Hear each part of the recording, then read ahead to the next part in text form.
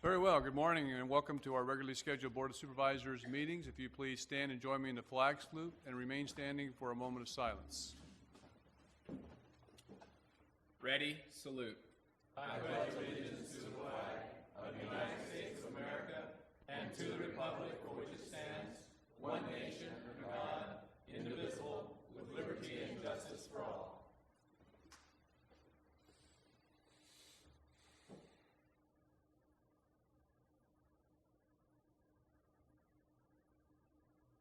Thank you. Please be seated.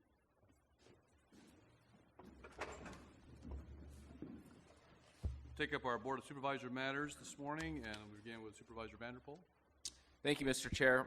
Just real quick, last week we had the annual California State Association of Counties Legislative Conference in Sacramento. We had the opportunity to meet with several of our legislators in Sacramento. And Supervisor Worthley and myself also had the opportunity to meet with the Department of Water Resources, trying to apply some pressure specifically related to their handling of the United States forest ground, and trying to get a designation from the state that would allow for additional treatment in the forest of designated areas. But in order to have that authority, the Forest Service must obtain the designation by the governor of land to be targeted. And so we were up there with those specific intentions. And one of the overall themes, our legislators obviously, I felt, understood our issues very well. But it's very clear that legislators from other areas of the state really have other priorities in Sacramento. We were at a morning session, and it started early in the morning, and it didn't happen until 1 minute after the session was supposed to end that a legislator actually brought up the drought. So, you know, there are so many policies and things that can be done by the state that would really alleviate a lot of our issues that we're facing here. But yet it's not even on the radar of several of our legislators that have no idea where the Central Valley even is. So that was very frustrating to me. One event I did want to bring up, since we are not having a meeting next week, that is a Salute to Dairy dinner, and it's also the Tulare County Dairy Princess coronation event. And that's going to be held at the Heritage Complex on June 12th at 6 p.m. That's a great event, and they do a wonderful job honoring the dairy industry, which is such a huge part of our county. And that event is put on by the Tulare Chamber of Commerce and also the Tulare County Dairy Women. So I'm looking forward to attending that. Thank you, Supervisor. Supervisor Cox. Last week I stayed in the city, did not attend Sacramento. Actually had 3-4 meetings lined up per day. Wednesday was the Foster Parent Appreciation Dinner. I was very happy to attend that with some 200 or more people. It was a very nice event where we honored many of the foster parents here in Tulare County. Thursday, I attended the Boys and Girls Club open house here in Visalia. Was actually for all of their Boys and Girls Clubs, where they acknowledged the donors and sponsors of their programs. Friday, I attended the Happy Trails event at the Convention Center here in Visalia. Yesterday morning, we had the TCAG Rail Advisory Committee. It was very well attended committee, and we ended up speaking about high-speed rail and the impacts that high-speed rail are actually having on our local rail. It was a surprise to me that as the High-Speed Rail Authority is marching through Fresno, one of the spurs they were going to just cut off and forget that was even there is the main line to Tulare County.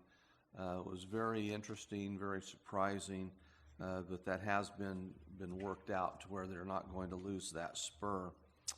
This Friday, the City of Visalia leadership class graduates with the Chamber of Commerce. We have our own Melissa Withnell, who will graduate from that class, and the graduation, I believe, is at 5 p.m. at the Holiday Inn. I'll be attending that as well. That's it, Mr. Chair.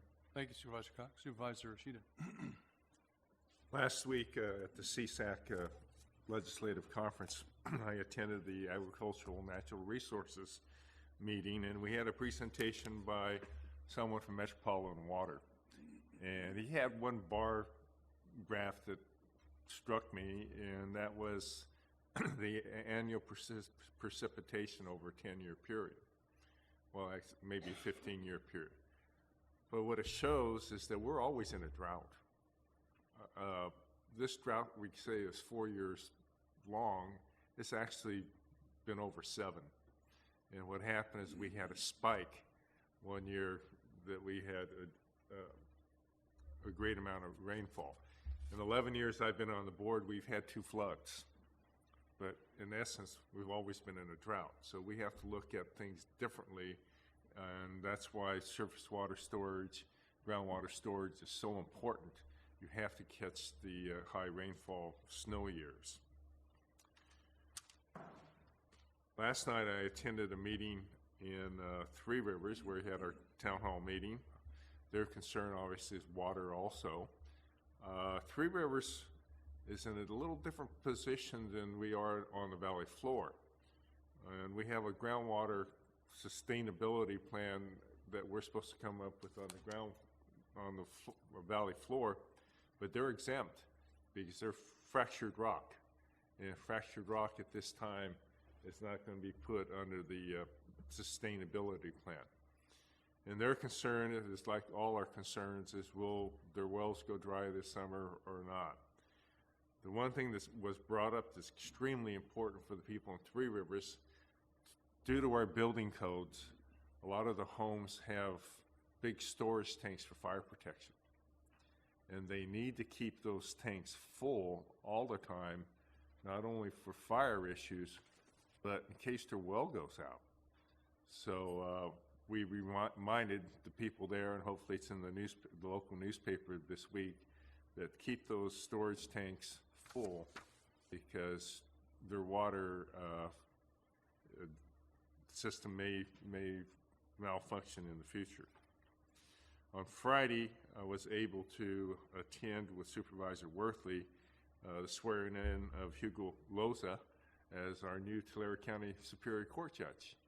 And it was a great affair, and it was a well-deserved promotion for Judge Loza, and we look forward to many years of his service on the bench. And that's all I have. Thank you, Supervisor. Supervisor Ennis? Thank you, Mr. Chairman. Yes, last week we were in Sacramento and, of course, met with Andy Vijak and Devin Mathis. And, of course, Devin is trying to get the National Guard to come out to our area and drill 4 to 6 wells. He's thinking maybe 2 wells at the Indian Reservation, as their only source of water is the Tule, South Fork of the Tule, and then the Porterville area to offset the water that is being delivered to East Porterville or the Doyle Colony area, and hopefully a couple more wells throughout the county where they could be needed. He also is trying to get some low-interest loans for people to drill wells, and I think that's could be a real solution, hopefully, for some people. You know, the east side of Porterville and the Doyle Colony area is all wells. There is no water system out there. There is a sewer system, but there is no water system per se. So in order to get things moving, we need to get some people to drill some wells and get off of these tanks and move forward. The city down the road probably will try to annex as much as they can, but you're looking at 20, 30 years out. The immediate solution is for people to try to drill a well and move on. We also dedicated the Rich Grove Park last week. That's been a long time coming. That's been in the works for probably, I would say, 3 to 5 years. County's been instrumental in that and helping them with some street, curb and gutter for that project. And so that's going to be moving forward. It's going to be a real asset to that community and give the people a place to go and enjoy each other and family. Also, Saturday night, I went out to the Beef Boosters fundraiser out at Ritchie Ranch. And, of course, Sheriff Boudreaux was there, and Under Sheriff, and Cal Rossi from Southern California Edison, and, of course, Sheriff Boudreaux gave the invocation, which was very nice. He did a good job. But we've got 59 kids going to show beef this year at Tulare County Fair. The whole idea behind the Beef Boosters was to build that number up because it is a very expensive project. I just hope they've got enough money from these fundraisers to be able to offset and make sure these kids come out on these animals. That's a lot of animals. We had 23 at Porterville Fair. We did very well there, but that's over twice what we had at Porterville Fair. So good luck to the exhibitors, and let's hope that the people step up and help bid on those animals. And then this Friday, I've got First Friday Coffee, which will be 7 o'clock at the theater there in Porterville. That's all I have. Thank you. Thank you, Supervisor Ennis. Just a couple of things to add to what's been stated, just to show you how we have different priorities. There was quite a lot of discussion about the state budget when we were up in Sacramento, and you've heard about all of the additional billions of dollars that are coming into the state budget that are an excess dollars. In other words, more than what was budgeted, something like $7 billion, I believe, or more. Almost all of that will go to the schools to pay back loans that were owed to the school under Prop 98. And Senator Leno, after his analysis, said there's probably about $1 billion the state legislature could actually appropriate. And he wanted to give $800 million of that to the school system. And I thought, there's something wrong here. We have very limited resources. How about fixing some of our own road system or transportation systems? Why would you turn around and give what little money you have, give 80% of that to the school districts who just got, if you will, a windfall of like $7 billion? But that just shows you how there's different perspectives on different issues. Before we left for Sacramento, there was a sheriff's assembly here to acknowledge some major changes. Scott Logue was named, I see him here this morning, as the new assistant sheriff, and Tom Sigley was elevated to the rank of captain, and there was a new lieutenant. Very high caliber adjustments in the sheriff's office, and this place was actually packed out, huge crowd, and wonderful opportunity. I'm glad that many of our members were able to be there. It's been 2 weeks almost ago now, but we had a pension task force meeting. I think those are very helpful for the board to meet as a subcommittee with a subcommittee of the pension board, especially from a communication standpoint between the board and the pension folks, and I think we're making some good progress there. I believe that's all I want to speak to this morning, so we will move on then to the presentation by the Sheriff's Department on the Faro Laser 3D Scanner. Morning, Sheriff Boudreau. You're not in uniform.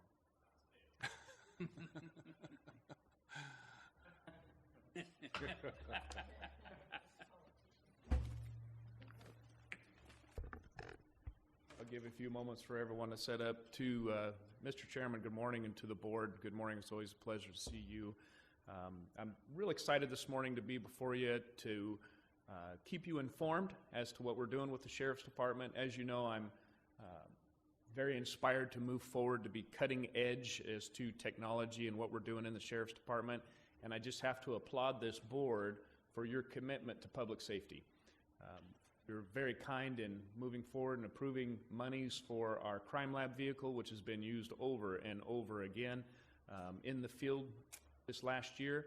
But I feel it's important that you also become aware of some of the information and technology that we're using. I know that each one of you, in talking to you, very much are businessmen who understand the use and fiscal responsibilities, but to spend money to make money. And what I mean by that is we have a piece of equipment that's sitting before you now. I'm going to have someone speak to it who is far more informed as to the piece of equipment than I am, but it is a pretty expensive piece of equipment. But what it does do, and they will explain, is in times past at a crime scene, multiple detectives would spend multiple hours in documenting a crime scene as far as to measurements, items of evidence located at that scene, all of which would become under scrutiny when the case is taken to court.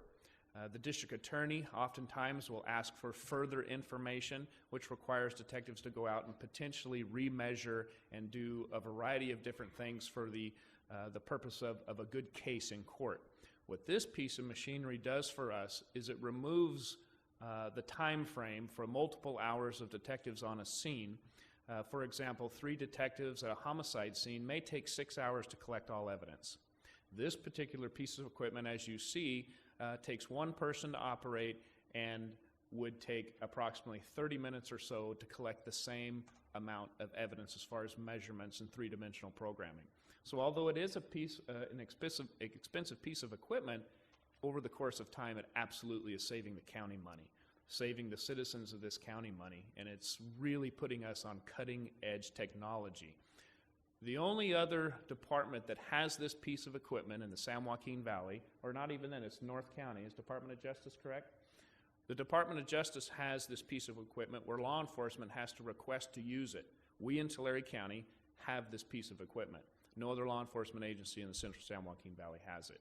And we're proud of it, and I just wanted to bring it to the board and display it a little bit, take about 10 minutes out of your day to let you know that we're really proud of this, and we're very thankful to the board and your commitment to public safety. So without further ado, I'd like to introduce our staff here. I have Sergeant John Brown, who's overseeing the new unit that we've created. It's called CFIU, which combines our cyber crimes unit, our forensics unit, and its cyber and forensics investigation unit. CSI on television, as you would take it, but they always poke fun, hey, Sheriff, don't call us CSI because nothing you see on TV is real. And so, without further ado, if I could have ruined Mandy it for come up me. and speak a little bit to the Farrell. And we have Lieutenant Jim Franks, who oversees our homicide unit as well as our crime lab. So, Mandy, if I could have you come and speak for a moment. Good morning. I'm excited to show you guys the new 3D laser scanner that we purchased from Faro. Like Sheriff Boudreaux said, it helps us in reconstructing a crime scene. It collects millions of points in a matter of minutes and builds a professional product at the end that we can show in court. We can go back and take measurements at any point in time years later if the DAs need that in order to present something in court. It takes colored photos as well and builds that 3D model. I came in a couple weeks ago and scanned this office, so I'll show you what the final project looks like, which is how we would utilize it at a scene. I'm not sure how we get it on. There we go. So this is the final project that we would be able to give to the DA's office that they could show in court. Right here in this picture is the 3D scan points of the office. It took 3 scans to build this entire room, which was about 24 minutes or so, and that's including all the color photos. This is what one of the scans looks like. So in court, again, you can pan the room or the crime scene so that you get a good representation for people, obviously, that weren't at the scene. Each one of these numbers would represent a number stand at a crime scene, and we can take examination quality photos and import them into the project. I thought you had good photos. Is that the suspect? So, like Sheriff Boudreaux said, it's a great tool. It's helped us a lot. It's making our final presentation a lot more professional looking in court. It's cutting down on the time that we're out at a crime scene, and it's giving us a lot more accurate results in the long run and less people out there, more time efficient when we're out on scene. So it's a great tool. The crime lab's excited to use it. We've successfully used it on most of our homicides to date so far. And we really appreciate your guys' support in helping us get this equipment. Thank you. I was just curious, have we had other agencies inquire about having you help them to operate this equipment on scenes of crime within municipalities? Not yet. We've offered that to the surrounding agencies. We just haven't had a request yet. But I would anticipate that would happen, no doubt. Very good. Any questions or comments by board members? Yeah, I just think it's great. Wait, well, does this work outside as well as inside? Does it have a limit of 100 feet, 200 feet? It does have a limit. It's about 300 meters. So it scans pretty long distance, and it's inside and outside, day and night. It'll just change your photos if they're black and white photos versus color photos. So we can use it anywhere. It's pretty resistant as well in the weather and winds. It's a pretty durable piece of equipment. Yeah, just want to reiterate kudos to the sheriff and also to all of his staff. We're always trying to remain at the cutting edge of technology. Not only are you serving our constituency better, you're serving justice better by implementing all these technological advancements. So really appreciate all of your efforts, and to the whole sheriff's department, thank you for all that you do. So, thanks. This is a Concluding great, comments, Sheriff? Yeah, just final in closing, I appreciate the board, I really do. This piece of equipment, and we didn't want to take, I know you have a busy calendar today, so we just wanted to take a few moments to keep you informed. And we'd invite you to the sheriff's office to come and sit and see some of the other stuff that this piece of machinery does. You can actually take it like an apple, turn the apple upside down, open the apple, look on the inside of the apple, put it back together, and then give measurements of all of that. And again, time-consuming process if it was left to the hands of humans. This computer does it in just moments of the time. So cost savings, better technology for the community as you say, in serving our public. So again, thank you for the time. I know you have a busy calendar and we appreciate it. Thank you, Sheriff. We are recording this so people will know that you're saving all this money, which at budget time is always good to know. Thank you. Thank you. All right. And we'll move on now to recognition of the Auditor Controller's Office for receiving a Certificate of Achievement for Excellence in Financial Reporting from the Government Finance Officers Association for the Comprehensive Annual Financial Report, and the California State Controller for the county's financial transaction reporting for meeting the criteria for financial transaction reporting. Good morning, Rita. Rita Woodard is here. Thank you. Good morning.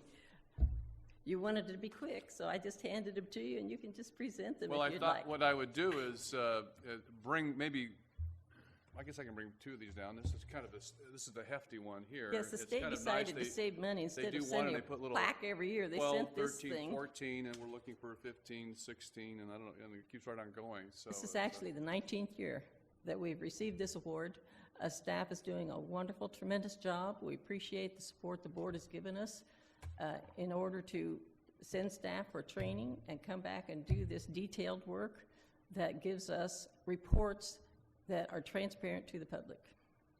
let's come down and get a quick picture, Rita.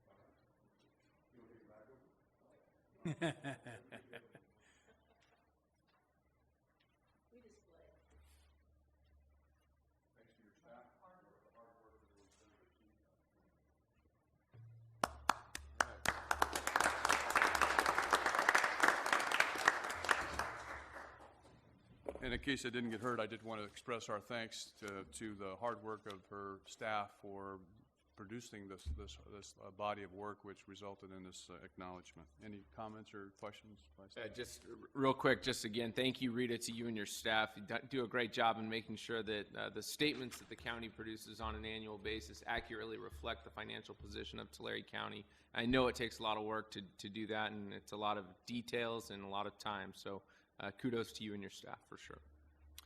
Very good. Take us to item number 4, which is a presentation by Brian Thoburn and Cal Rossi, regional managers for Southern California Edison and the Edison Scholar Program, to recognize the 2015 Edison Scholars from Tulare County. Welcome, Mr. Thoburn. Thank you. Good morning, Rossi. Mr. Chairman and board members. I'm Brian Thoburn with Southern California Edison, and along with my colleague, Cal Rossi, we appreciate the opportunity to join you this morning as we honor this year's Edison Scholars, 5 of whom are from Tulare County. As an energy company, we recognize the skills needed for a future workforce, and so we focus our educational funding on programs that prepare students to excel in science, technology, engineering, and math. And certainly the students that are here today excel in those areas. To that end, Edison International has given nearly $45 million to such programs to promote STEM education over the last 5 years. And one of the ways that we provide that support is through our Edison Scholars Program, where we provide 30 students with $40,000 scholarships paid out over 4 years. More than 2,700 students applied this year. And as I mentioned earlier, 5 of this year's recipients call Tulare County home, and I think that's something that we should all be proud of. We're happy to have 3 of our 5 recipients here this morning, and I'll let Mr. Rossi introduce them. Morning, Mr. Rossi. Good morning. I too would like to join my colleague Brian in thanking the board for taking time to honor some of Tulare County's best and brightest of the graduating class of 2015. Brian referenced that 5 folks from Tulare County, 2 of them were unable to attend today. It will not surprise you when I tell you why. Even though graduation has occurred, they are participating with jazz band and are on tour. So even though they've graduated, they are still out doing wonderful things and continuing their education. It gives me a great deal of pleasure today to introduce Darren Fagundes. He's Central Valley Christian High School. His mother, his proud mother, I should say, Chris, is in the audience. We have Mason Gamble of Menachie High School, and Jose Miguel Hernandez from Porterville High School. And so thank you very much for giving us this time, and with that I present to you Edison Scholars for 2015.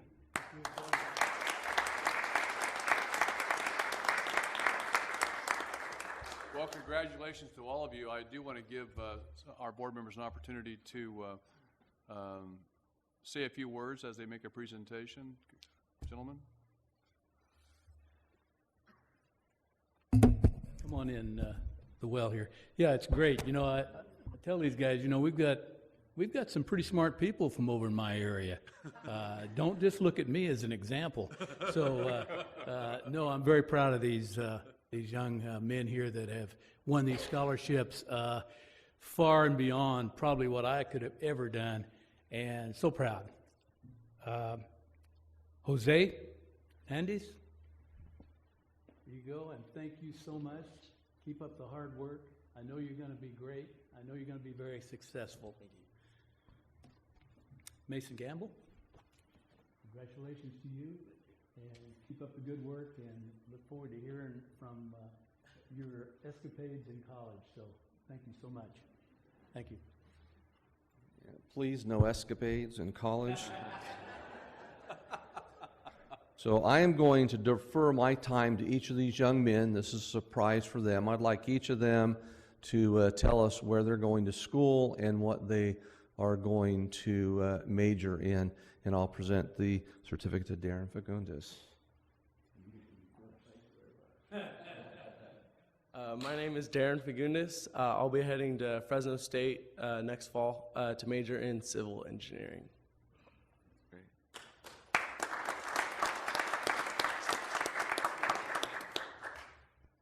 Hi, my name is Mason Gamble, and I'll be going to Long Beach State for civil engineering also.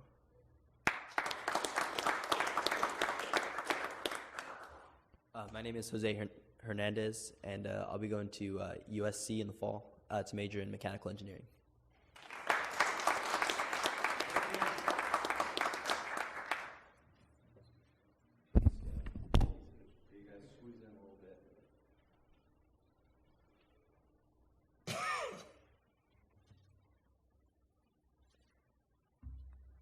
Mr. Chair, if I could make a Absolutely. quick comment. Real quick, I just have to point out, I know Supervisor Cox got to present the certificate, but Darren actually lives in Tulare. So kudos to Tulare. You know, it's not just CBC and Visalia doing well.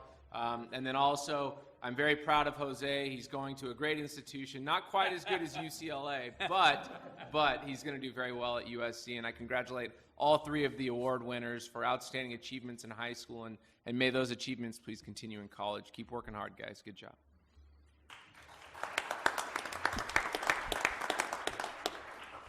Thank you again, Mr. Chairman and board members, and we'd be remiss, the 2 Edison scholars who couldn't be here today are Maria Torres Ramos from Porterville High School, and then also Laurel Kemple from Porterville High School. So congratulations to them in absentia, and again, we appreciate your time, and thank you for the recognition. Thank you, Southern California Edison, for making these scholarships available, and thank you, gentlemen, for presenting them this morning. Thank you. Very good, thanks.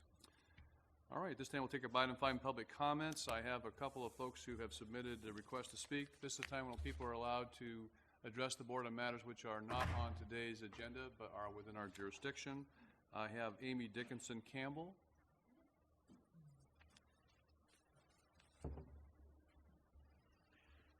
Did you want to wait and speak? I noticed that you were asking about the agenda item. Do you want to wait and speak at that time? Actually, do you have, will a public We'll give you an comment? opportunity. Absolutely. Okay. Mary Bryant. Good morning. Good morning. As you know, we're in the process of auditing and investigating the public records and files that we requested from Mooney Grove Park.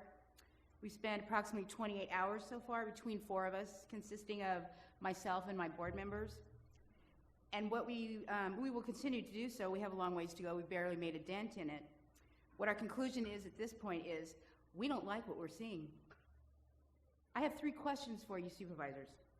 What is the county's definition of conflict of interest?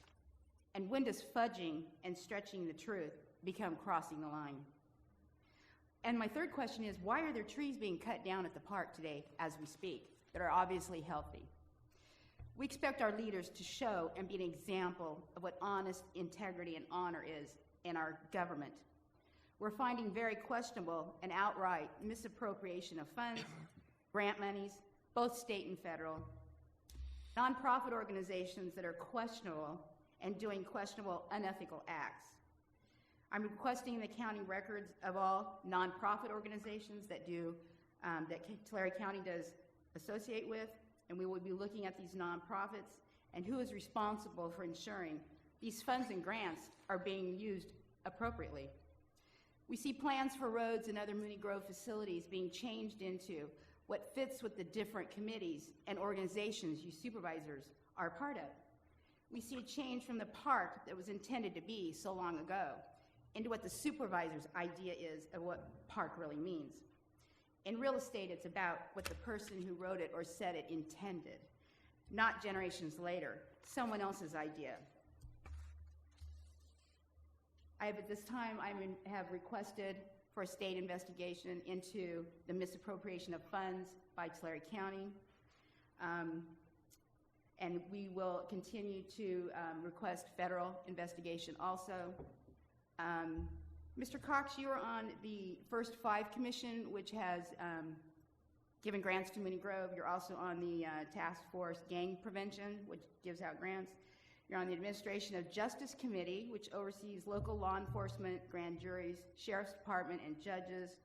So you would know about the problems I've been having, harassment in the last year from sheriff's departments, grand juries, law enforcement. We're not here to respond to you. We're here to listen to your comments. No, Okay. I wouldn't. No, I wouldn't. No. We will continue to do our investigation, but at this point, it's worse than what we thought. Literally, from the first documents we pulled out to investigate, almost every invoice, we're looking at emails, very questionable on what is really going on. Okay? Thank you. Thank you. Any other public comments? Mr. Chairman? Yes. Perhaps a futile attempt to, in an attempt to perhaps avoid a waste of people's time and effort. The county does do business with nonprofits as well as other businesses, and those agreements are in fact, of course, public records.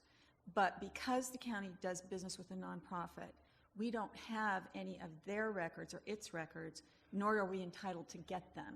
So I just thought I'd throw that out there to see if we could avoid some wasted time. Yes, sir. Please come forward. Please give us your name and address for the record. Yes, sir. Good morning. My name's Timothy Hamilton from Exeter. And what I'm here for is just a request for action. And I have a pre-written statement here. Dear sirs, recently I was in a parliamentary procedure with the county of Tulare. The issue is now closed according to the grand jury. My point is the grand jury did not offer me a chance to have the jury polled. Attached, you will find my points and authorities ensuring that a defendant is allowed to observe the polling of the jury. As this is such a foundational and basic rule of law, it is my request that I be present after a mistrial is declared by me. When I questioned the jury foreperson about my rights, he ignored every point. He did say that he is wanting to clear out old cases before the July 1st deadline for the new fiscal year. Hearing this, I asked about my complaint where I was thrown out of the grand jury building. The foreperson told me there is no basis for my complaint. It is my request that a mistrial be declared and a new foreperson be appointed to oversee the actions of the jury. As you are aware, the grand jury is required in every county to act as a watchdog for its citizens. In my case, those rules were totally disregarded. The second page are descriptions of Title 18 of the United States Code, Section 3771, sub A through D. And also on the very last page, not least, is my request for a motion to set aside the verdict and have the jury polled in. We still have plenty of time, a month, to have the jury come in, and I'll be able to count their hands personally. I don't feel that the grand jury foreman was on board or even in touch with what I was saying. So I was concerned, and I'm asking that the board take some action to have the jury polled, of which I'm allowed to have. And that's all I have right now. Is there any questions or comments? No questions or comments. Thank you, Mr. Hamel. All right. Thank you, folks. Any other persons wishing to speak during public comment period? Yes, sir. Morning. Morning. My name's John McGill from Tulare, and I spoke to you guys a couple of months ago, reaching out to the elected officials in regards to Mooney's Grove, and at that time I talked about various things, but one of them was where was the disconnect over the period of time when it got into the situation it is. As a parent, I kind of piggyback off with the young men and women that are going to be going off to college. I kind of do an audit of where my funds are going. I have a daughter in law school, and I have another one at Fresno State, engineering major, and with a minor in military science. So as a parent, I want to know where my money's going, what the education is for.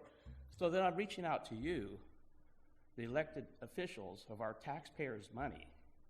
Where did our money go? Was it misused? Was it, and because like I said, the park didn't get in the current situation it is overnight. And I'm going to officially go on record because there's only one person responsible for that. And I'm going to ask for the immediate resignation of Neil Pillegard. That's all I have. Anyone else wishing to address the board this morning? Remind the folks that we do not take action on items that are here on public comment. All right, we will move on to our consent calendar, items 9 through 53. Excuse myself. We will pull item 14 for separate consideration because Supervisor Cox will recuse himself from that matter. Mr. Chair, and I would like to recuse myself from item 53 only because I am one of the parties involved, happens to be closely affiliated with my family and political campaign as well. So, all right. I do not want to. If you gentlemen, Mr. Cox, if you want to step outside, we will take up action. Well, item number 14. That's because I'm on the first 5 commission. Yes, Supervisor Cox serves on the first 5 commission, and this item involves an agreement with first 5. Entertain a motion to. Mr. Chairman. Mr. Chairman. Yes. Could we pull item 19 and have that recalendared for another? I was going to do that. Yes. Okay. Yeah. And then we'll get to 44. those. I was going to just take these matters, keep them Sure. taken care of. Okay, so there was a motion by Mr. Vanderpool, seconded by Mr. Ennis. Any further discussion? Please cast your votes. Votes are unanimous, 4-0. Supervisor Cox recusing himself. Mr. Cox will retake the stage, and Supervisor Vanderpool will exit, and we will take up item number 53. Pardon me, 53. Entertain a motion to approve. Second. We have a motion by Supervisor Sheeta, seconded by Supervisor Cox. Please cast your votes. Votes are unanimous, 4-0.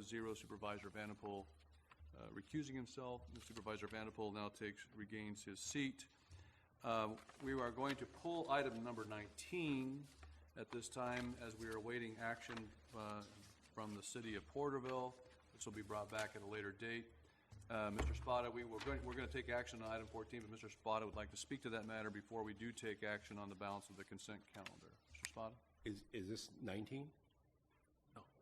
I'm sorry, 19. Okay, that's 19. Also, Mr. Chairman, if I may respectfully, could we pull item 44 for a clarifying revision by staff? That was what I meant to say. Pardon me, I meant number 44.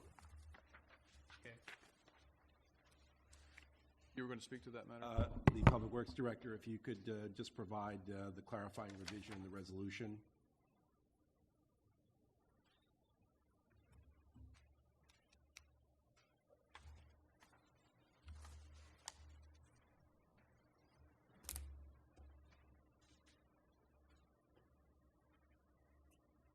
Oh, here it comes. Morning, Mr. Bond.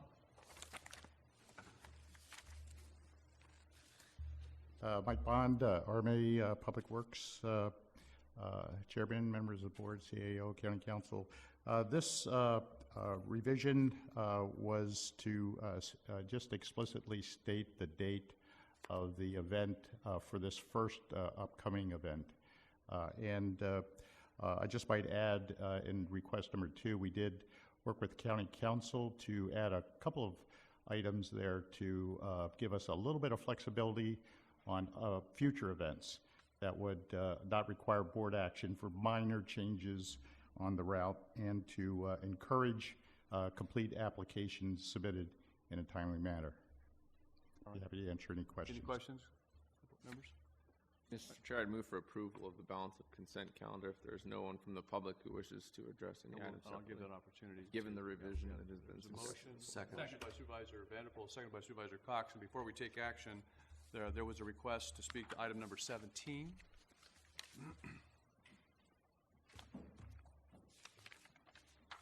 Good morning. Good morning. My name is Amy Dickinson Campbell, and I live here in Visalia. And my objection to item 17 is as follows. In accordance with the California Public Contract Code and the Subletting and Subcontracting Fair Practices Act, and the bidding process can only be bypassed in the event of an emergency. Otherwise, projects exceeding a 10,000 minimum threshold were to have open contract bidding. Where Mooney Grove Park is specifically concerned, there is no emergency in 2015 that was not already present and required addressing in 1980. In accordance with item 1A of 2006-2007 Grand Jury Report, page 3, it specifically states, quote, moisture requirements were not being met to keep the trees in optimal health, unquote. This finding was from 1980 University of California Cooperative Extension Survey. The 2006-2007 Grand Jury Report also states in item 2, page 3, in 1987, 140 young valley oak trees were donated to the park by Mr. Tony Montiero. As of the writing of the 2006-2007 report, most of the donated trees had died. Additionally, according to invoices uncovered through a California Public Records Act request or Freedom of Information Act, C.J. Hammer Machinery Company noted in 2008, one well had completely gone dry. One well was nearly dry, and the remaining 2 pond wells were fine. In a 2014 invoice uncovered regarding a well that was nearly dry in 2008, it showed $13,162.43 invoice spent to Willett's Pump Company for parts to repair a pump on a nearly dry well, 6 years after it was nearly dry. As a matter of interest, I called C.J. Hammer Machinery Company to find out about these wells. If a well that was listed as nearly dry in 2008, could it possibly replenish itself? And I specifically told them it was Mooney Park Grove that I was talking about, or Mooney Grove Park that I was talking about. The representative on the phone from C.J. Hammer Machinery stated that the refilling wells naturally is possible when the springs and aquifers are being replenished. As the Central Valley has been in a drought cycle since 2008 at least, it is not possible for a well that was nearly dry then to have replenished itself. As such, it is completely and totally irresponsible and inappropriate to bypass bidding process for Mooney Grove well repair and digging, since this has been a documented emergency for nearly 3 decades. I would appreciate that you guys stay above board and make it open public. Thank you. Does anybody wish to respond to the comment for the board?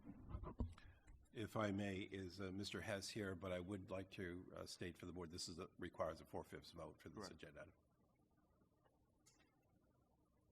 Good morning, Morning, Mr. Mr. Chairman, Hess. members of the board. John Hess with the County Administrative Office. Pull General that Services. mic up. Yes, sir. There you go. Can you hear me now? You might want to lift that whole. Yeah. There's a button, right? Yes. Or else, sure. So, in response to Ms. Campbell's points, Mr. Pilgard, our parks manager, who has been very integral in making sure that we've moved forward with this emergency item to ensure that we have our critical infrastructure in place and ready, prepared for all the needs and operational concerns of the parks. He's able to provide any sort of technical background, but certainly an emergency that has existed for the past couple of years still exists today, and we would elect to utilize this emergency provision today to respond to this emergency. Relative to drilling a new well at Mooney Grove to provide for both domestic and irrigation purposes. I guess we need the technical information then, because Okay. the question, the point was being made was, is this truly an emergency? And I think that's a technical. Okay. So with that, Mr. Pilgard will come up and provide that information. Wanting to go back into history, evidently. I started in 2000. The water table was at 80 feet. We had 5 wells at that time. We lost 1. We drilled another. In 2010, our water table had dropped to 100 feet. Our current water table is now at 140 feet. During 2011, we did have a wet year, as Mr. Supervisor Yoshida brought up earlier. We did see the groundwater table recover to 95 feet. As a result of the dropping water table, what we lost was our domestic well, both of our domestic wells, which were shallower wells and smaller output. To keep the park open, we had to take one of our irrigation wells that was drilled in 2004 and change it over to being a domestic well. That well was drilled so that between it and our far north well, we would have enough water for the park. When we lose that to irrigation and have it for drinking water, we no longer have enough water to water the park. So we need another well. And the transition occurred recently. The well went dry, the domestic well went dry, and that necessitated the change. That was, we transitioned out in August and brought forward that we were going to need to replace the irrigation well. We've done some work on the far north well. We went through and had our pump company pull the pump out, air develop the well to see if we could increase our output, put a different pump in. We need at least 400 gallons a minute. Right now we've got about 80. So we did everything we could. We tried to do our due diligence to make sure that what we have wouldn't provide for what we need. Questions or comments from board members? Thank you. Thank you. All right, yes, sir? Do you want to address this matter? Else. On the consent calendar? I'm sorry? Is this on our consent calendar? Yes, I heard you say that number 19 was pulled, but I just want to confirm that that is in fact, you won't take no action on that today? That's correct. Okay, because if it was, it was going to affect like 450 people that I'm here on behalf. So. Yeah, no we action. can't take action until we're waiting for action from the city of Porterville, and then the county will take action. Okay, thank you very much. Welcome. Anyone else wishing to address the consent calendar? The clerk just gave me a note. Was it item 39? Item number 39 needs to be pulled. Will that be taken up at a later time, or what's the situation? Oh, it's just for clarification? Okay. Who's going to clarify item 39?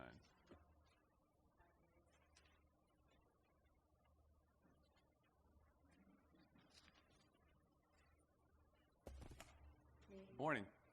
You might need to drop it down a little bit. Somehow we've gone from tallest to the shortest here.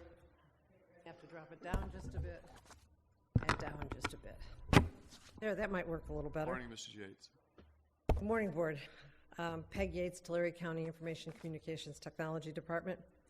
On item 39, it's for the renewal of VMware contract. When we put this agenda item together, there were a number of deviations from county protocol. The clarification is we no longer have any deviations from the county protocol. Okay, very good. All right. Now, we have a motion. My motion The motion still still stands, second still stands? Yes, sir. All right, please cast your votes. And the votes are unanimous.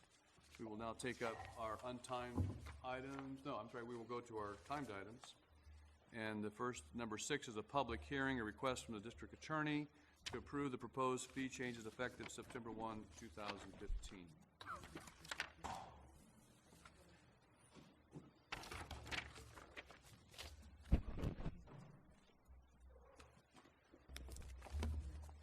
Chairman, members of the board, and Ms. Council, I would first like to give a special appreciation to Peg for coming up first and changing the podium.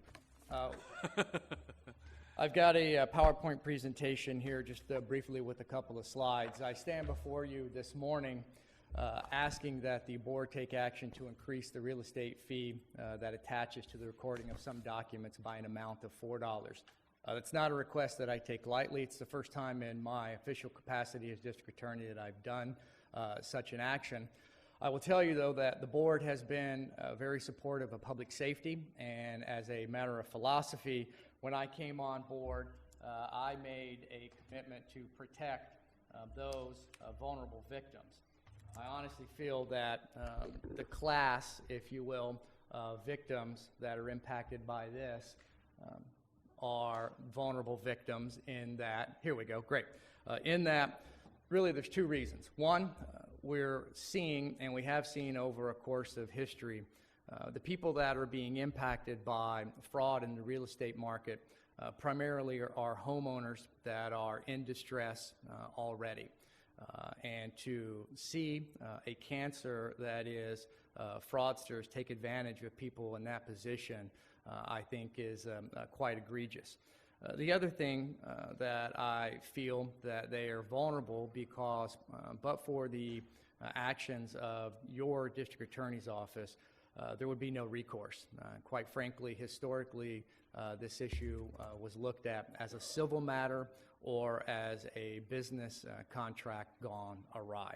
So with that, I want to just walk the board through a little bit of history on the real estate fee. In 1995, the legislator authorized a $2 fee to be attached to certain documents, not all documents related to financial transactions, just a portion of those. In 2005, the Tulare County District Attorney's Office came forward and, with your support, established a $2 fee. A portion of that fee is retained by the assessor's office here in Tulare County. At that time, we were allocated 3 positions to the program, and in 2007, an additional position was added to the program. As you will see in a few minutes, though, let me go forward one more. 2008, that fee was allowed to be increased. There was an agenda item in 2008 that in 2009 the board approved the increase to $3. Since that time, though, in recent history, those 4 positions, the $3 fee has been insufficient to cover that, and we've only had really 2 people in those 4 positions for quite a while. 2012, the legislature amended the same sections to allow the fee to be increased to an amount up to $10. Your district attorney's office did not take action at that time. We are here today seeking an increase of $4 to a total of $7 fee. To date, there's 16 counties that are at or above really where we are hoping with your approval to be. 9 counties have an amount of $9 or $10. Now, that's not all the counties reflected. I think there's a total of about 23 counties that have a program such as this in effect with a fee attached. As I said, the $3 fee that we have historically has not covered the cost of the 2 positions that we've got in that unit. The reason why I will tell you, we were not coming before the board to increase the fee. At that time, back in 2012, when I was assistant district attorney, we applied for and received a grant from the Attorney General's office in 2012 to eradicate foreclosure fraud. That program, which we were awarded, ran for 3 fiscal years, and it funded an investigator and investigator aide, which I will tell you is, in essence, it's a civilian law enforcement position, if you will, not a sworn peace officer, and a legal office assistant. During that time, from 2012 to present, we've really had 2 programs inside the office running. Our real estate fraud unit, which you see is staffed by a deputy district attorney, a senior prosecutor. We also have a full-time district attorney investigator. Those 2 other positions that you see are in the unit are currently vacant and have been vacant for quite a while. Again, the $3 fee is insufficient to cover the expenditures of those 2 people we have in the position already. Jointly, coinciding with that, our Eradicate Foreclosure Fraud program funded a full-time DA investigator, an investigator aide, and a legal office assistant at 0 net county cost. What we're looking at from 2011 to the present, I'll tell you that we have initiated 83 investigations.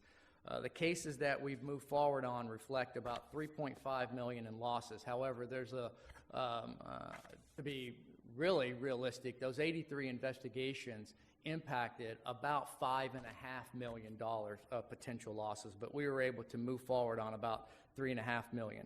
Currently, we've got 41 open cases pending, either filed in court or under investigation at this point. During that time, we've received 21 convictions in court. The convictions, if you look at it from a historical standpoint, these cases are complex.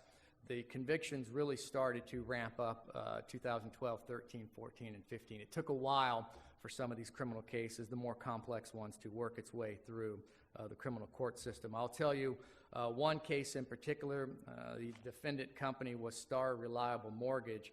That case was investigated in 2012, an indictment in 2013 that went on until very recently. That case alone had over 240 victims of mortgage fraud. Roughly, as you see there, $2.5 million in losses. That case spanned multiple jurisdictions in the state of California. Our investigator assigned to our real estate fraud unit was an integral part of that. In fact, the reality is your Tulare County District Attorney's Office is the one that took a single complaint and turned it into that case. We had the assistance of the Federal Bureau of Investigation, and that case was actually taken over and prosecuted by the U.S. Attorney's Office. In fact, I was just standing in this room a few weeks ago when the U.S. Attorney for the Eastern District of California presented our investigator with an award for his excellent work in that case. This unit that we have is a resource to all local law enforcement agencies in that there are a few crime types, as you're aware, some of the boutique areas that we will initiate from a first responder. We get referrals from law enforcement all the time, and recently at all hours of the day.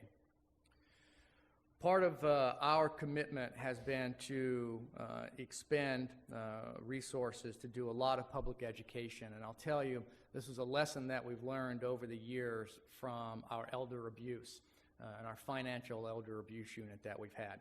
The tragic reality is, in those financial elder abuse cases and in the real estate fraud unit, is oftentimes by the time that the fraud is discovered, it is reported and the investigation is commenced, the homeowner is in such dire straits and the banks are involved that quite often the homes are unable to be salvaged.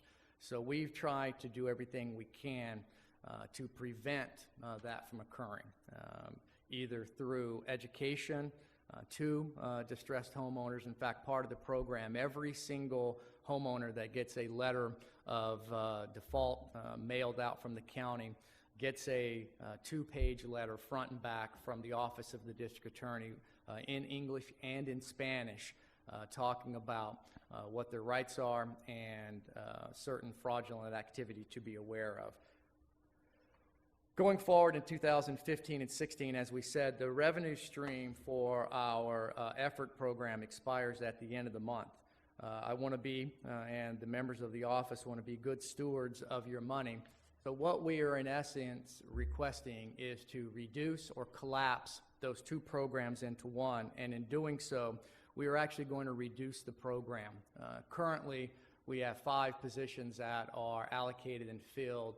We're going to reduce that to 4 going forward. As you see, our plan for you is to have a prosecutor, a district attorney investigator, that investigator aide, and the legal office assistant in the program going forward in 2015 and 16. While we're still in the budget process, it would appear that we'd be able to downsize the unit without losing any positions in the office. So I'm showing you right there, that's, we will have 3 positions on the books that we are going to remain frozen and not fill. I'm doing that on the belief that, and perhaps somewhat optimistically, that I think in some ways we've hit a high water mark in certain types of the fraudulent activities that we've seen. We're certainly going to monitor that, and this would allow us growth if we need it, and having a fee at $7 to fund that program would allow us growth if we need it. I'm not standing before you asking to increase it to a level that we, quite frankly, may not need. So we're going to monitor that. Crime trends, I get asked a lot, what types of crimes are we seeing? And the reality is we see crime that to a large portion will follow and mirror what the marketplace is. You go back to the beginning of the housing, debacle, for lack of a better term. We saw a lot of application fraud, either in the attempt to get a loan or in the fraudulent puffing of the actual realistic amount of the home. We saw a lot of equity stripping type of schemes back then. We transferred into some short sale frauds, straw buyers, flips on that. And then especially once we started our effort program and we really started getting out to the different community events, we work with CSEP directly in helping. It's a great organization that allows and provides resources for homeowners in distress. We saw a large amount, and we continue to see, and if you ask me where the future is going to be, I'm going to tell you it's in the last 2 areas: mortgage modification fraud and rental fraud. We see a lot of individuals, entities, some reflecting that they are legal document servers or attorneys or you name it, paralegals, that are stepping in, collecting money up front for mortgage modification schemes. As you are aware, it is illegal to collect money up front in a mortgage modification. And quite recently, we've seen a significant uptick in rental fraud. And this is one of the areas that we're working with our city agencies to combat, because when I spoke earlier, I really think this is one of those areas that historically was treated as a civil area. In fact, we've got a couple of cases working right now, and what we're talking about are fraudulent squatters. They are the real case. Individual goes into one of our local property management companies, shows identification, grabs the keys to go look at a vacant property. While they're out, those keys, copies are made of those keys. They're turned back into the property management company with no notice of anything fraudulent going on. Next thing you know, we now have a straw or a fake landlord renting that property out with keys, a fraudulent document, and you're talking about a security deposit first month, last month, which could be up to $2,000, $3,000, $4,000 when you are out in a business scheme, the cost of making keys. It is often a one-time operation. So now you've got fraudulent, I will say, renters in a house, and lo and behold, the real landlord or the management company's not even aware of what's going on until these new individuals are in there. We get those calls from local law enforcement all the time, and we're working on a few of those cases. We see some that are even more egregious, where the home is simply burglarized and broken into, and renters are put into place. We see renter schemes out there. So I think rental fraud is something that we're looking at for the future mortgage modifications. Who knows what will happen with the real estate market? There are those that will say it seems to be on the uptick, and I will tell you that appears to be the case from talking to our friends in the industry, but we're going to do everything we can to help that. So objectives and trends going forward, if you will. California, particularly in the Valley, is really a hot spot. It is alarming. The trend for foreclosure in California is about 1 in 1,027. Here in Tulare County, that is about 1 in 780. It's actually improved over the last couple of years, but still, foreclosure is something that is going on in Tulare County at a higher rate than other areas around the state. Over 80% of our cases involving fraud either deal with the elderly or our underserved communities. Part of our effort program was specifically designed to do outreach for our underserved communities and our smaller areas outside of the bigger municipalities.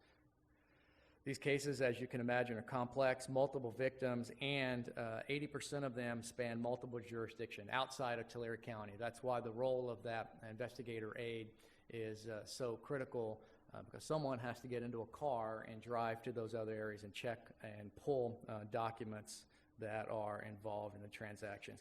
What we're talking about and what we're asking the board to be a part of is putting together a program that will protect what is, in actuality, probably the single most valuable piece of property that we here in Tulare County own, and that's our home.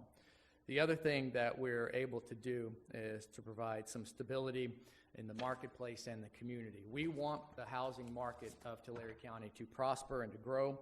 It can only prosper and to grow if the playing field is level, and if those that would prey upon the vulnerable are aware that there will be consequences for their action. So with that, I'm asking that the board approve our increase to a total of $7. It's a $4 increase. I will tell you that I would not be here today without the participation and help from both Assessor Mr. Hill and the Auditor's Office that have been a part of the process all along. This has been a very lengthy process. We actually started at a much higher amount, and we've scrolled it back. The tenet that I'm working under is that the board has always asked for department heads to seek alternative funding and do so in a way that it would reduce the impact on general county funds to be available for those other things you discussed this morning. This is a legal opportunity for us to do that, and it's not one that we take lightly. We've been good stewards of your money, and we're going to continue to be good stewards, but it's a group of potential victims out there that if we don't service, I'm afraid that no one will. So with that, I'll take your questions. Thank you, Mr. Ward. I did have a question. Which documents will this fee increase apply to? Chairman, that's a good question. I may have to defer to our assessor on that. I will tell you it's not every document, and the majority of the documents aren't even involved in new home sales. These are documents that are involved in the mortgage process. Mr. Hill, perhaps you could. Morning, Mr. Hill. Morning. I knew you wanted to say a few words to the board this morning. I was falling asleep back there, listening to Mr. Ward. I'm offended. Good morning, Roland Hill, Tulare County Assessor Clerk Recorder, here today as the recorder. So the question I think is what documents are going to be involved. The documents that are not involved are the ones that have documentary transfer tax applied to them. So just the standard home purchases, business purchases, those type of things where a documentary transfer tax is applied, this fee does not apply.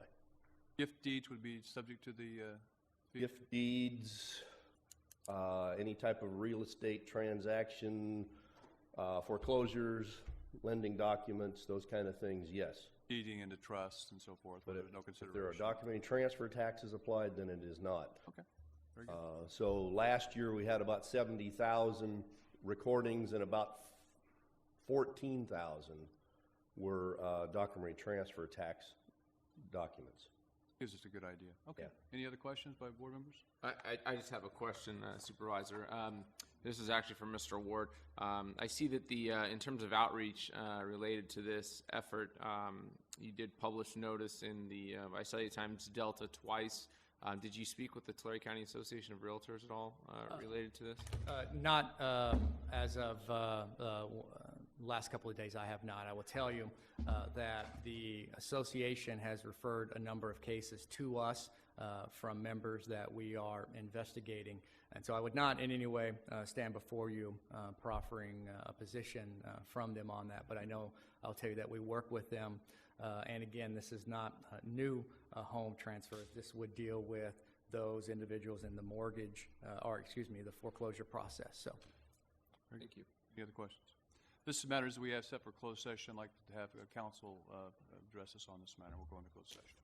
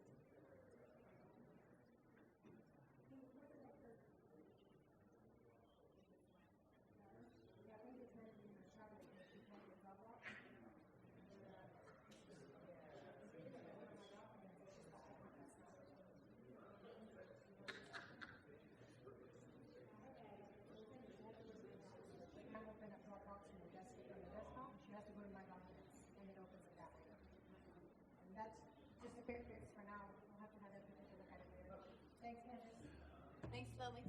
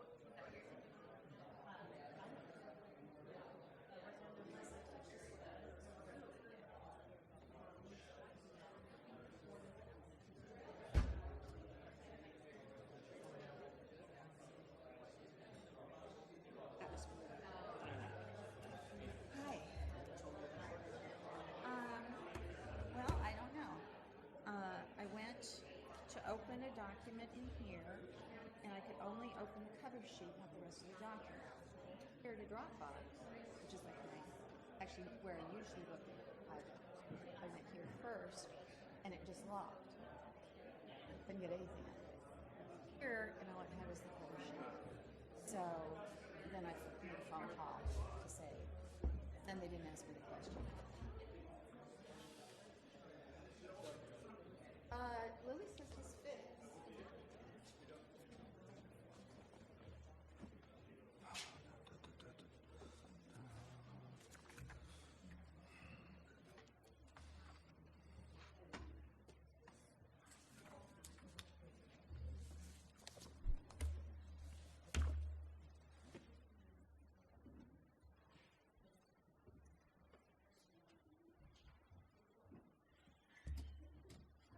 Good morning. The board is back in session, and we will take up this matter again, item 6. We've had input from the staff. We have staff from our legal counsel. Is there a motion for item? I think it's a public hearing. Oh, I'm sorry. Yeah, I need to do that part. Public hearing is now open. Anyone wishing to address the board on this matter is invited to come forward this time and give us testimony. Seeing no one, we will close the public hearing and bring it back to the board for action. Chair, I motion to approve.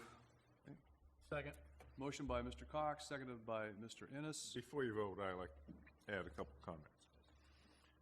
From being in the real estate business, commercial real estate business for over 20 years, I feel that we're finally making moves to prosecute people who defraud the public that are in the real estate industry.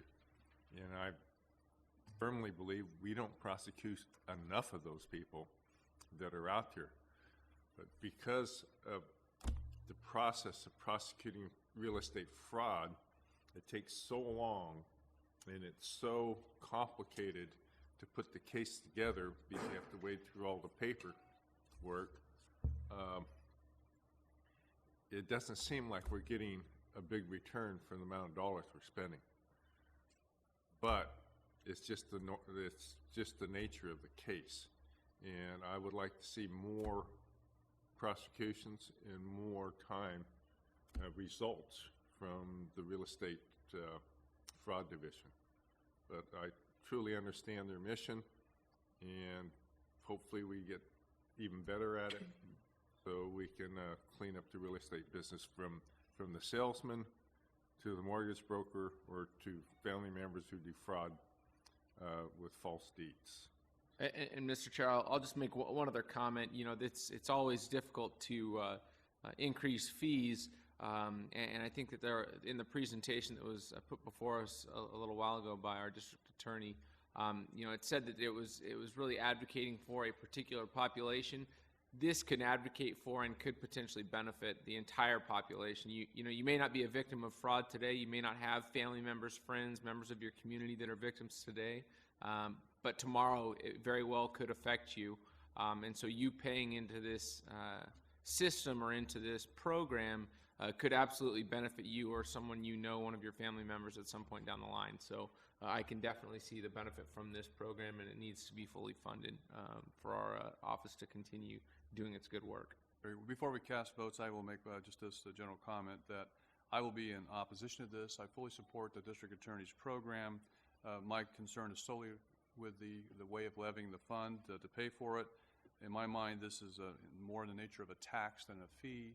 When a person comes to the recorder's office to have a document recorded, they're asking for the cost of recording the document, not to help fund a program, which no matter how great the program is, it ought to be funded, I believe, from general fund dollars. So I will be in opposition. Please cast your votes.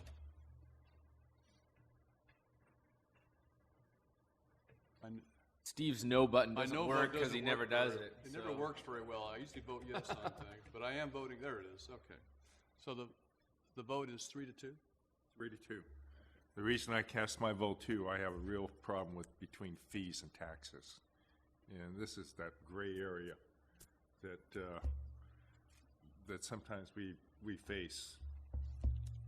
So the motion passes 3-2. Votes and 4 are Vanderpool, Cox, and Ennis. In opposition, Ishida and Worthley. Thank you.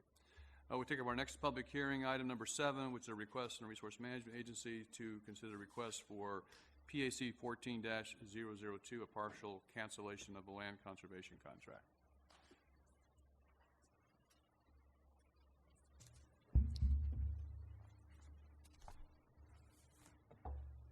Morning, Michael. Good morning, Chairman. I'm sorry. Board members, CAO, County Council. We're here today for a Williams Knack contract partial cancellation, PAC 14002. The applicant is Vasco Consulting. The location is on the west side of Demery, about 1,000 feet south of Riggins, located in the county island surrounded by the city of Visalia. The county zoning is AE 20, and the site proposal would include a potential residential subdivision. Currently it's fallow land. The project, the applicant's request is a cancellation of the entire 25-acre parcel. The fair market value has been determined by the assessor to be $1.1 million. Therefore, the cancellation fee is in the amount of $137,500. This is an aerial shot of the site. As you can see, the property is surrounded, except with the exception of the south, by the city of Visalia. That is the intersection up to the northeast is Riggins and Demery. This is a concept or proposal of what the subdivision might look like. However, this is not why we're here. This is to do a cancellation, and it will be processed through the city of Visalia. The county will not be processing this map, so all we're looking at today is just simply the cancellation of the Williams Knack. Comments that we received: Public Works, it's actually in a flood zone, so there will be requirements once it's built. The health department mentioned that, you know, it'll be hooked up to Cal Water and Visalia sewer system. The Farm Bureau had a question regarding new home development and landscape water conservation requirements. Again, this is going to be through the city, so all the city requirements will be in place, imposed at that time. Department of Conservation reviewed this cancellation request, and they said that there's two ways that you can make findings for Williams Knack cancellation, and this is appropriate. Either way, you can make the board can make the finding. The mandatory consistency findings for cancellation that's consistent with the Williams Act. Notice of non-renewal has been filed. This will not cause removal of adjacent lands from agriculture, as most of the surrounding land is an urban city. The alternative use, which is consistent with the provisions of the city, both the city and the county, they both designated as urban development. It will not result in discontinuous patterns of urban development, and there is no proximate non-contracted land that's available or suitable for the proposed use. Cancellation is in the public interest. This is the other way to make findings for cancellation, is that the parcels within the county island surrounding by urban uses. The general plan for both the city and the county designate the site for residential urban use. General plan policy encourages the infill within the cities where infrastructure and urban uses already exist. And the property is surrounded by the city of Visalia, supported by the county and city general plans, providing for a more contiguous pattern of urban development. With that, the request is for your board to hold a public hearing, determine that there's no substantial evidence that the project will have a significant effect on the environment, and the notice of exemption prepared by the county reflects the independent judgment of the county, authorize environmental assessment officer to file notice of exemption with the Tulare County Clerk, determine and certify to the county auditor that the cancellation fee shall be in the amount of $137,500, adopt the conditions of approval for the project, direct the clerk of the board for the tentative cancellation of the county recorder. And these two other steps are something we've added to smooth the process so we don't have to come back before your board. We're going to authorize the clerk of the board to execute the final certificate when conditions have been satisfied. In the past, we've come back to the board for a second step just to verify the steps. So we're trying to streamline in this case. And then finally, direct the clerk of the board to record the executed final cancellation with the county recorder. That would conclude staff report. If there's any questions. Before we go to the public hearing, there's just one small piece of information that you left out that I think is very critical. the $137,500 goes to the state of California. So while the county has borne the brunt of reduced tax revenue all these years that land was under Williamson Act, and in years past, it's been some years now, the state used to subvent the county a significant amount of that money. They have stopped subventing it, and yet they're still receiving the cancellation fees. To me, it's criminal. I'm fully supportive of this action today, but I'm just talking about the wherewithal of where this money goes. It should logically come back to the county, which has borne the burden of loss of revenue. And we'll probably have a chance to speak to that again. Supervisor Van Just Slyke. real quick, I wanted to make a couple of points. I've received a few phone calls and text messages about this particular cancellation, and I just want to make clear that this is not approving a project, approving any conditions of mitigation or anything to that extent today. This is just authorizing the cancellation of the Williamson Act so that the land could be annexed into the city of Visalia, and then all of the project, the maps, et cetera, will take place through the Visalia Planning Commission and City Council and their processes. So I just wanted to clarify that. And then secondly, I just, in bringing up a general conversation about the Williamson Act, the state has stopped subventing Williamson Act funds back to the county, but there are many parcels of land in the county that are in agriculture and are going to stay in agriculture, or are in agriculture and have never been accepted into or filed for a Williamson Act contract to be entered into on that piece of ground. And so in the instance of canceling a Williamson Act contract, I think that this is an opportunity for the county to specify some very narrow criteria, and so that there really is no gain of Williamson Act contracts in the county, but there's no real net loss. So this, in essence, would free up a spot maybe for a Williamson Act contract. I know I have had constituents contact me, and they own a farm, and they're operating this farm, and they acquire a piece of ground from a neighbor, and by the way, they're now going to have to pay $7 for a real estate fraud fee because it was a buy and sale. Just want to point that out there. But anyways, and they have that instance. That ground is not in the Williamson Act, but it is immediately contiguous to Williamson Act ground. I think there should be an opportunity for that to be considered to be added into the Williamson Act program in the future. I just wanted to bring that up, and maybe the Resource Management Agency could bring that item back to the board in the future for consideration. Right. Anything further before we open the public hearing? Okay, the public hearing is now open. Anyone wishing to address the board on this matter, please come forward and give us your name and address, sir. Welcome.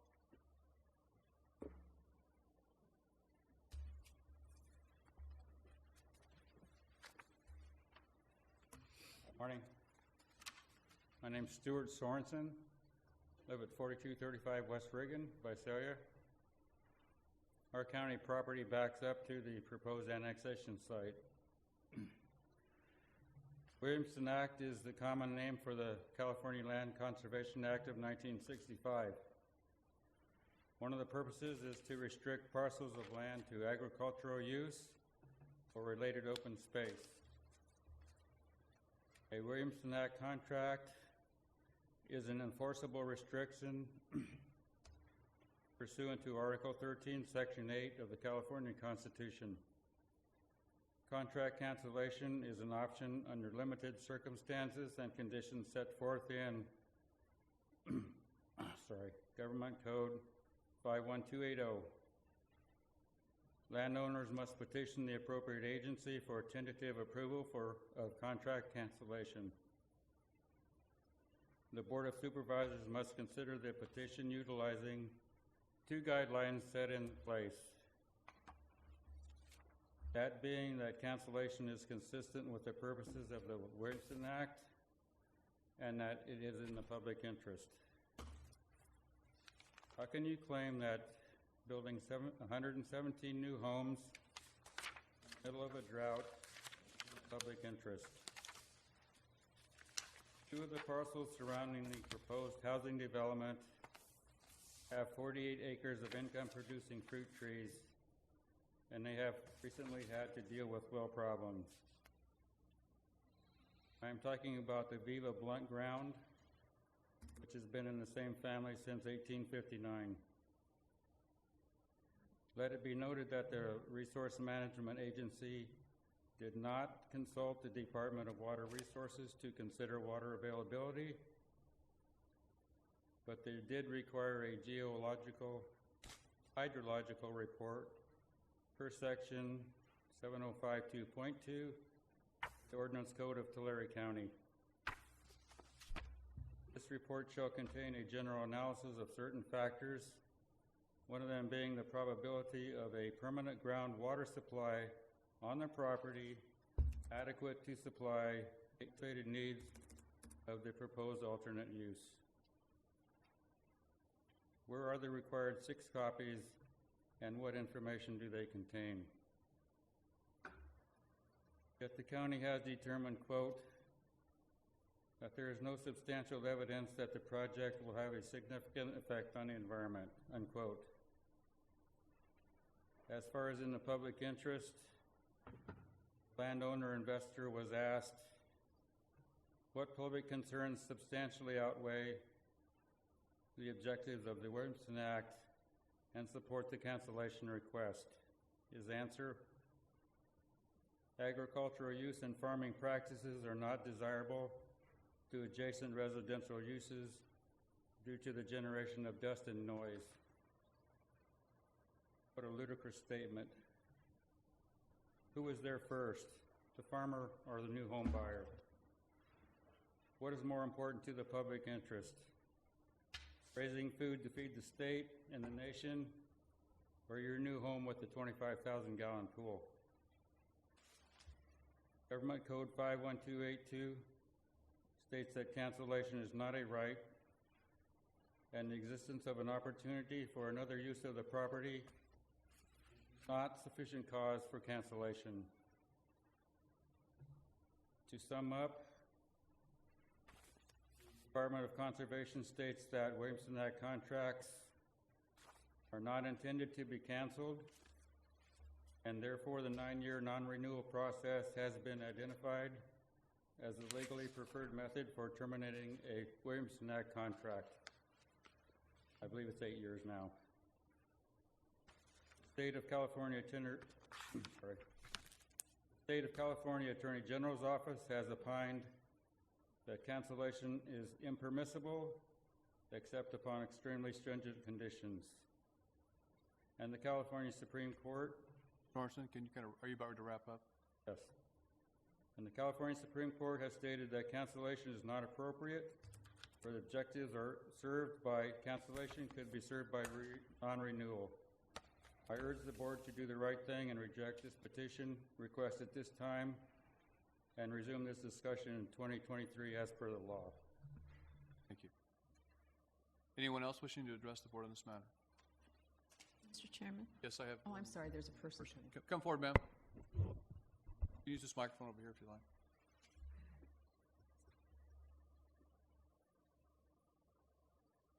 Good morning, I'm Karen Sorensen. I live at 4235 West Reagan, and I just wrote something I'll read to you.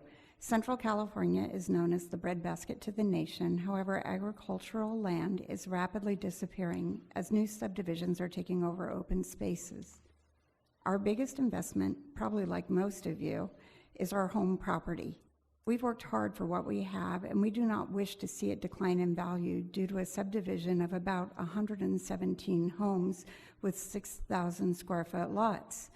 That is one reason that the California Code 51220 was put in place. It is the legislative intent statement concerning the Williamson Act. They find that the preservation of a maximum amount of the limited supply of agricultural land is necessary to conservation of the state's economic resources and also for the assurance of adequate, healthful, and nutritious foods for residents of the state and the nation. The current value and established use of our home as a family farm will be greatly affected by the cancellation of the Williamson Act. Should cancellation occur, the next step would be annexation of the parcel, and often, as the City of Visalia planners and others have directly stated to us, the County of Tulare would want to pursue annexation of any adjacent county islands. Annexation would create a severe hardship by greatly limiting our 2-acre property's well-established use for food and 4-H large animal projects. Future owners would not be able to use and enjoy the property in the manner that it was designed for. Our ability to sell our home for a fair price would be severely impacted. My family and I are requesting that the petition for contract cancellation be defeated by the Tulare County Board of Supervisors. And if you read the paper this morning, you already know the city won't even let you keep a chicken in your yard. So I doubt they're going to be okay with the uses that we have established in our own family and for any future buyer. Thank you. Yes, sir. Good morning. My name is Anis Akhund. I'm a homeowner on 4032 West Lark, which is right behind this parcel. I have a lot of neighbors with me this morning. I don't see the urgency to do this because the faster we move on it, our home values will definitely go down because it will open Chynoweth to Riggins, which is probably a legitimate access, and people will use that. We have Valley Palms has about 30 to 31 homes, very nice subdivision, very calm subdivision with a lot of children playing all the time. Roads are still very small. Access to Riggins is very limited. It's a very fast road, as you already know. I oppose this as a neighbor. I don't think there's an urgency to follow up on this. It is going to ruin our values of the home, but if that's the intention, please go right ahead. Thank you. Anyone else wishing to address this matter? Welcome. My name is Gary Chastain. I live at 3939 West Oriole Court, which is a property just adjacent to the proposed parcel. As a resident of Visalia, the issue of whether it's in the public interest or not, I think that those of us that are living around the area are the most impacted by the intention of the proposal here today. My question regarding this would be one of necessity. What is the necessity? We observe that there's a development across the street from this proposed parcel, which is a subdivision that has not been developed. It's fenced in. There's a house that's been built on there, which is now a blight. The question, as we drive by there is, why are we talking about another subdivision when there's one across the street that seems to be stalled for some reason and has become a blight in the neighborhood? 2 miles away on Riggins and Dinuba, there's another subdivision that was started and stalled. There's fire hydrants in an area that should probably be farmland. So the question is, what's the necessity here? We have two very large subdevelopments that are just stopped for whatever reason. And why are we talking about another one? So I think in the general 30,000 foot view in the general plan, are we going to be a city with starting developments that don't finish and canceling Williamson Act on others? So that's the real question that I would have, and I'm objecting to it for the same reason that those have preceded me. I am in full agreement of their comments. Our particular properties would be impacted financially. The value would go down. I personally, I think that most of us that have spoken this morning, we enjoy our neighborhood. We located there because of the country feel of it. I enjoy going by these parcels that have horses and that have agricultural land. We particularly enjoy where we live. We really don't want it to change, and we really don't see the necessity of this. So, thank you. Anyone else wishing to address this on this matter? I'm here, I'm just short. Hello, Mr. McDermott. How are you? Hi, my name is Bruce McDermott, retired. One of the reasons why I'm here today is to question whether or not this reclassification or cancellation of the act is necessary. As you go down Reagan Road, there's subdivisions that are all the way from Mooney Boulevard to Acres, and then Acres and Reagan Road. There's a school that's going up out there, and they're going to funnel all this traffic through the neighborhood that we live in. It just seems as though there's this leapfrog approach to the development in this area. And I don't know what it is for 4 or 5 years. Excuse me if I stutter. For 4 or 5 years, they've had 1 or 2 houses under construction.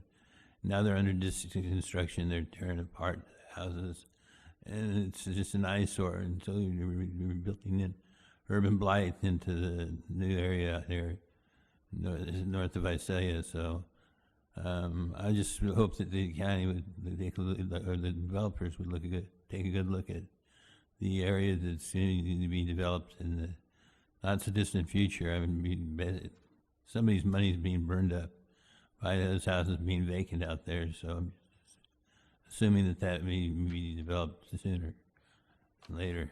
I'm sorry. That's all. Thank you, Mr. Trevor. Anyone else wishing to address us this morning? Not, we will close the public hearing. Mr. Chairman, I'd like to ask... Oh, I'm sorry. Somebody else will speak? Oh.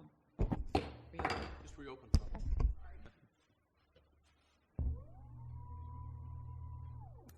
Hi, I'm sorry, I get really nervous, but my name is Lisa Griffiths, and I live at 4041 West Oriole Court. And I just wanted to say that our property borders what they're talking about. And if you're going to cancel the Williamson Act, what good is a contract if you're just going to go ahead and let this happen? And it's going to change our neighborhood tremendously. And really, I totally agree with what my neighbors have already said. And I just wish that you would come and take a look at the area before you vote on this. Instead of just looking at a map, come and take a look, please, I beg you, and just see what area. I don't know what else to say. I sound like an idiot up here, but I know some of your minds are already made up, but before you vote on this, please, just come take a look. Thank you. One last time, anyone wishing to address the board? Yes. My name is Jennifer Kirkman, and I live at 3909 Oriole Court, so it backs up to it. I didn't dress for this, but I just would consider you to think about the elementary school and the transport the kids have getting there. Most kids take Linwood to go down, and they ride their bikes or walk. The amount of traffic you're talking about and the danger you're putting the children that are walking to school in is already a little bit, I'm a mom driving it every day, it's a little bit scary when you see the kids, you're trying to slow down and make sure it's a condensed road at parts, and by putting the amount of cars on the road that you're talking, in addition to what's already there, I think you're really putting the children in the area at risk. So that's just, for me as a mom, when I saw it, I thought, oh God, those kids. The school, I'm very active at the school. They do not have funds to have a cross guard, the person that comes and helps the crossing guard, they don't have funds for that. They're not a Title I school. It won't happen under the current budget, so there's really no relief for the kids to be able to walk safely and transport, but they're gonna continue to, that feel and that protection of it being agriculture really takes it down on the amount of traffic going down that street. So I don't know if that's something you thought of, and like my neighbor said before me, if you looked at it and you went at 8, 8:05, 8:10, 2:10, or 3 o'clock, you'd see what I'm talking about. So thank you very much. Yes,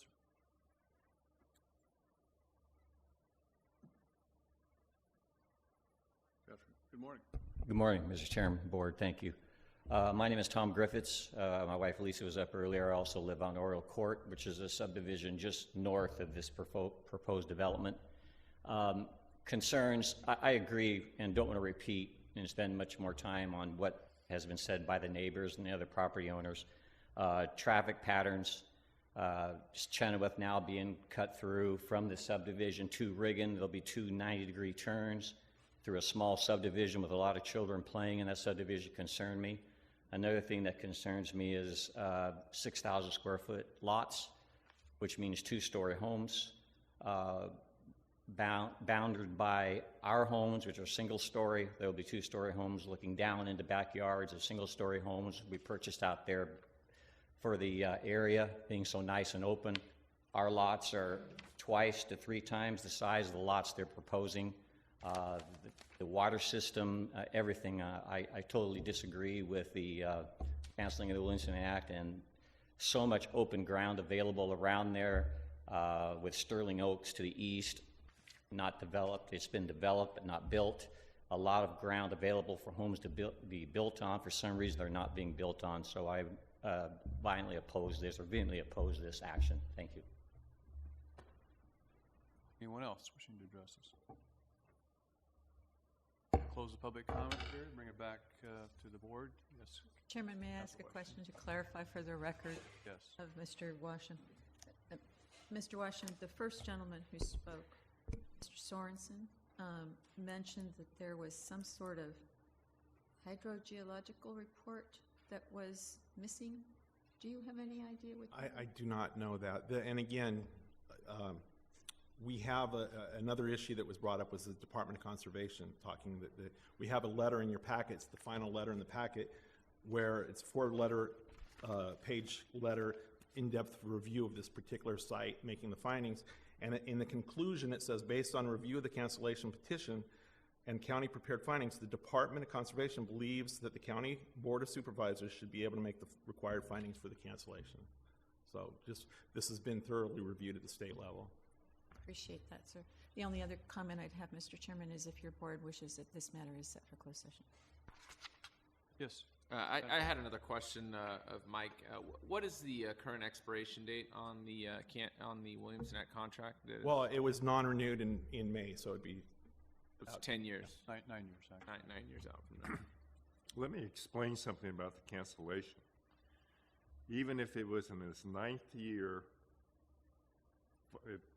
after they filed in its 9th year, 6 months, and they filed for cancellation, they would still pay the 12.5% penalty, even though they've been paying incrementally more property taxes over those 9.5 years. As soon as the cancellation takes effect, it goes back to the 12.5% penalty unless you term out at the 10-year period. So any early cancellation, you have an additional 12.5% penalty, which is staggering. Okay, so before, I'm glad to continue this conversation. Does anybody wish to go into closed session to consult with counsel about this? I would. All right. Mr. Cox, do you want to say something before we go into closed session? Yeah, if I can, this reminds me of my days a decade ago on city council where we had a situation just like this come up where there was a subdivision, a new subdivision wanting to butt up against an existing subdivision where there were a lot larger lots, and I think that we have viable concerns from homeowners that because of the smaller lots being right there, that there's a potential that the home values could go down. I don't think they're going to plummet like some of you might think, but I see this as an opportunity for the homeowners to work with the people potentially doing the subdivision. If you look at the map I'm looking at, this is 100% surrounded by city. Most of the people that were here today, most of them, with the exception, I believe, one, live in the city of Visalia, in a subdivision in the city of Visalia with water provided by Cal Water. So what I understand the complaint to be is the size of the lots. We actually, many years ago, sent the contractor back, the designer back to the board, up the size of the lots. It wasn't a lot, but he did up the size of the lot. So there's an opportunity for the homeowners in this group to work with the person working on the subdivision and find a way to find a happy middle ground. This is surrounded by the city. It is going to be in the city. It actually is in the city. It's just an island. So it is going to happen at some time. I just see this as a great opportunity for these folks to work with the developer to get something that they could live with, because even if it doesn't happen in the next 5 or 10 years, it's going to happen. These subdivisions that have sat vacant for years are going to be developed, and they're going to be developed within the next few years. One gentleman mentioned Dinuba and Riggin. That's a commercial property. That was a commercial subdivision that was done by the city of Visalia for a commercial tenant who backed out in the last minute. That's why you see fire hydrants out in the middle of a field. Very unfortunate, but that was a commercial project, not a residential project, I think, that was being referenced. All right. We're going to go then at the request. I have a question, maybe we won't have to go. Can we put Google Earth on this screen?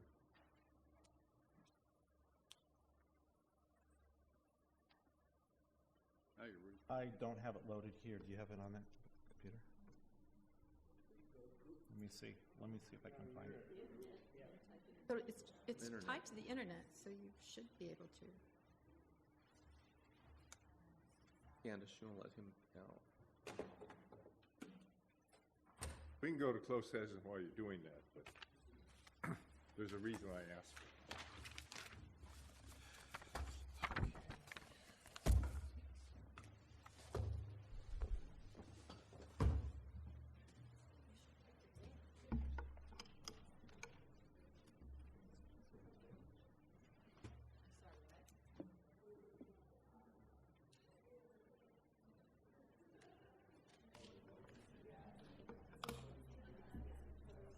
What's up? Right, you can just do.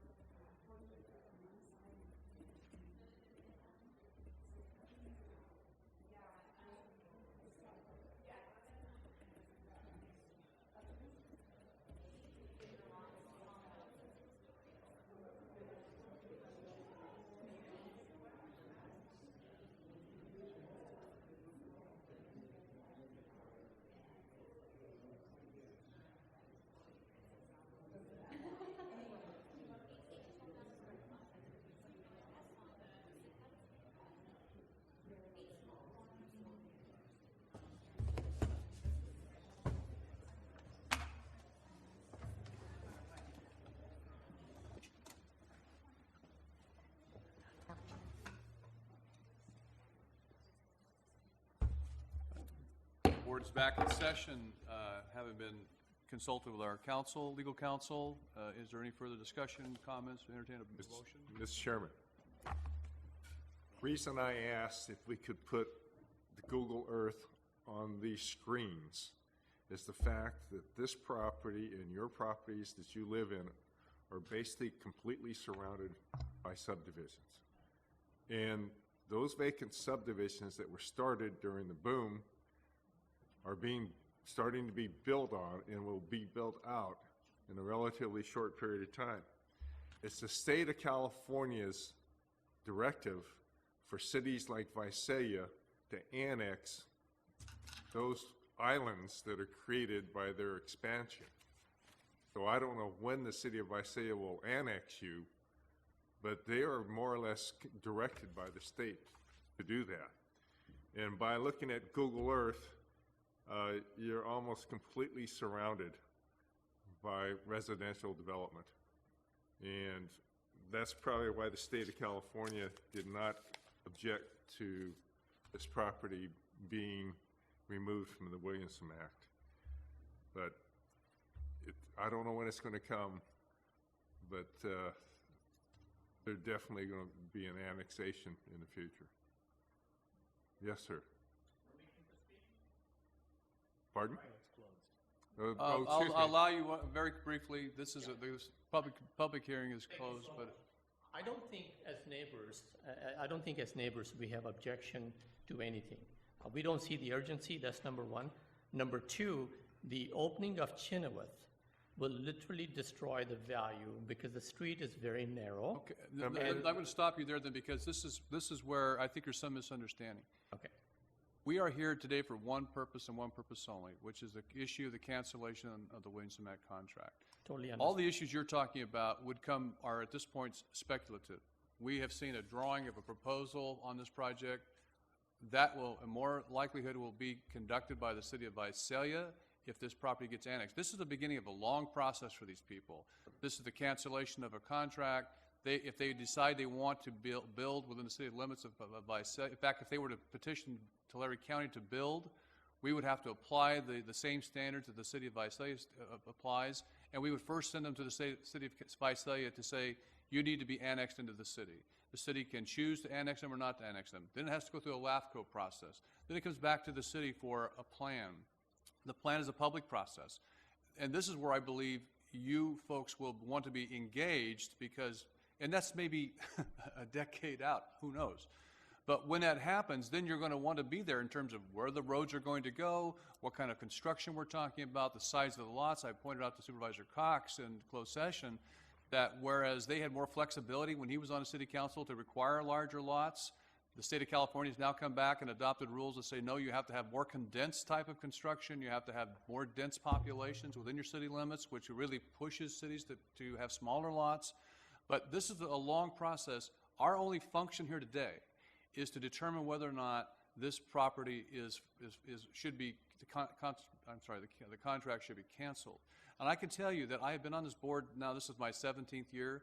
We've had cancellation contracts all of the years I've been on the board. There were especially a lot of them during the times when there was a lot of development going on. I do not recall one time when the Department of Conservation for the state of California actually came back and said, yes, we believe you can make these findings to terminate this contract. They almost always have come back and said, we don't think it's appropriate. So just to give you some context, I think in what Supervisor Sheedy was saying, when you look at this map, this is a classic infill type of a project, and that is exactly where the state of California wants people to go. That's what LAFCO wants. They want infill projects, not going on the periphery and continuing to expand outside. So this issue today is very narrow in its focus. It's only on the Williamson Act contract.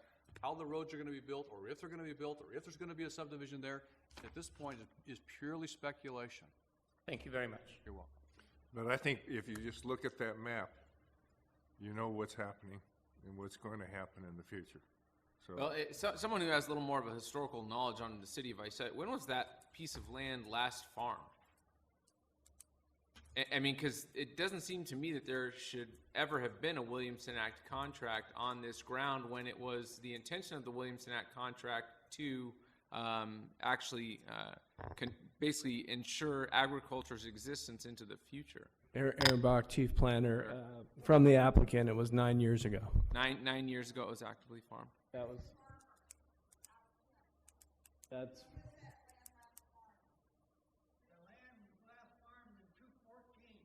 It was last farmed in 2014? Okay. I stand corrected. Okay. Okay, all right, so we've heard the information, we've had the public hearing, it's been conducted. I move approval. We have a motion for approval by Supervisor Ishida. Is there a second to the motion? I'll second that. And this is not approving any project, this is No. just the cancellation of the Second by Williams Act. Supervisor Ennis. Please cast your votes. Votes are unanimous. All right, that will take us now to our item, next timed item, which is number 8. And that's a request from Resource Management Agency for the consideration of a tentative track map number TM 833.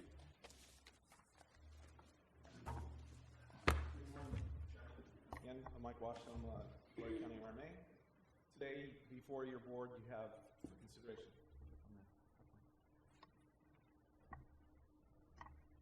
For your consideration, track map 833. Brief overview, the applicant is Mitch Covington. Location is near Kingsburg. It's just on the south side. It's near the country club, the golf course. Parcel size is 2.7 acres.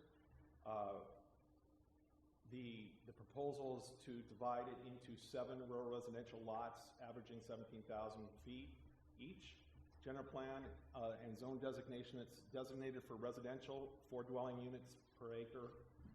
Planning Commission on April 22nd approved, recommended approval of the zone change and the environmental document. And the general rule exemption pursuant to Title 14 is applicable. Water, I just want to bring this up right away because water is always a concern in this drought conditions.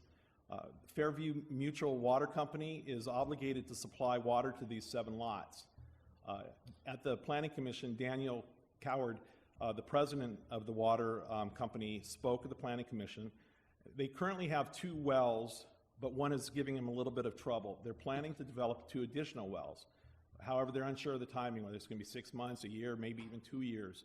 So they wanted the applicant and the owner or future purchaser to may not be available immediately, might be until the additional wells are put in or the drought conditions are over. So with that, we added another, we expanded the condition of approval to read that domestic water shall be provided by the water company, but also a will serve letter from the water company is required for each parcel prior to any ground moving, any building permit activity whatsoever.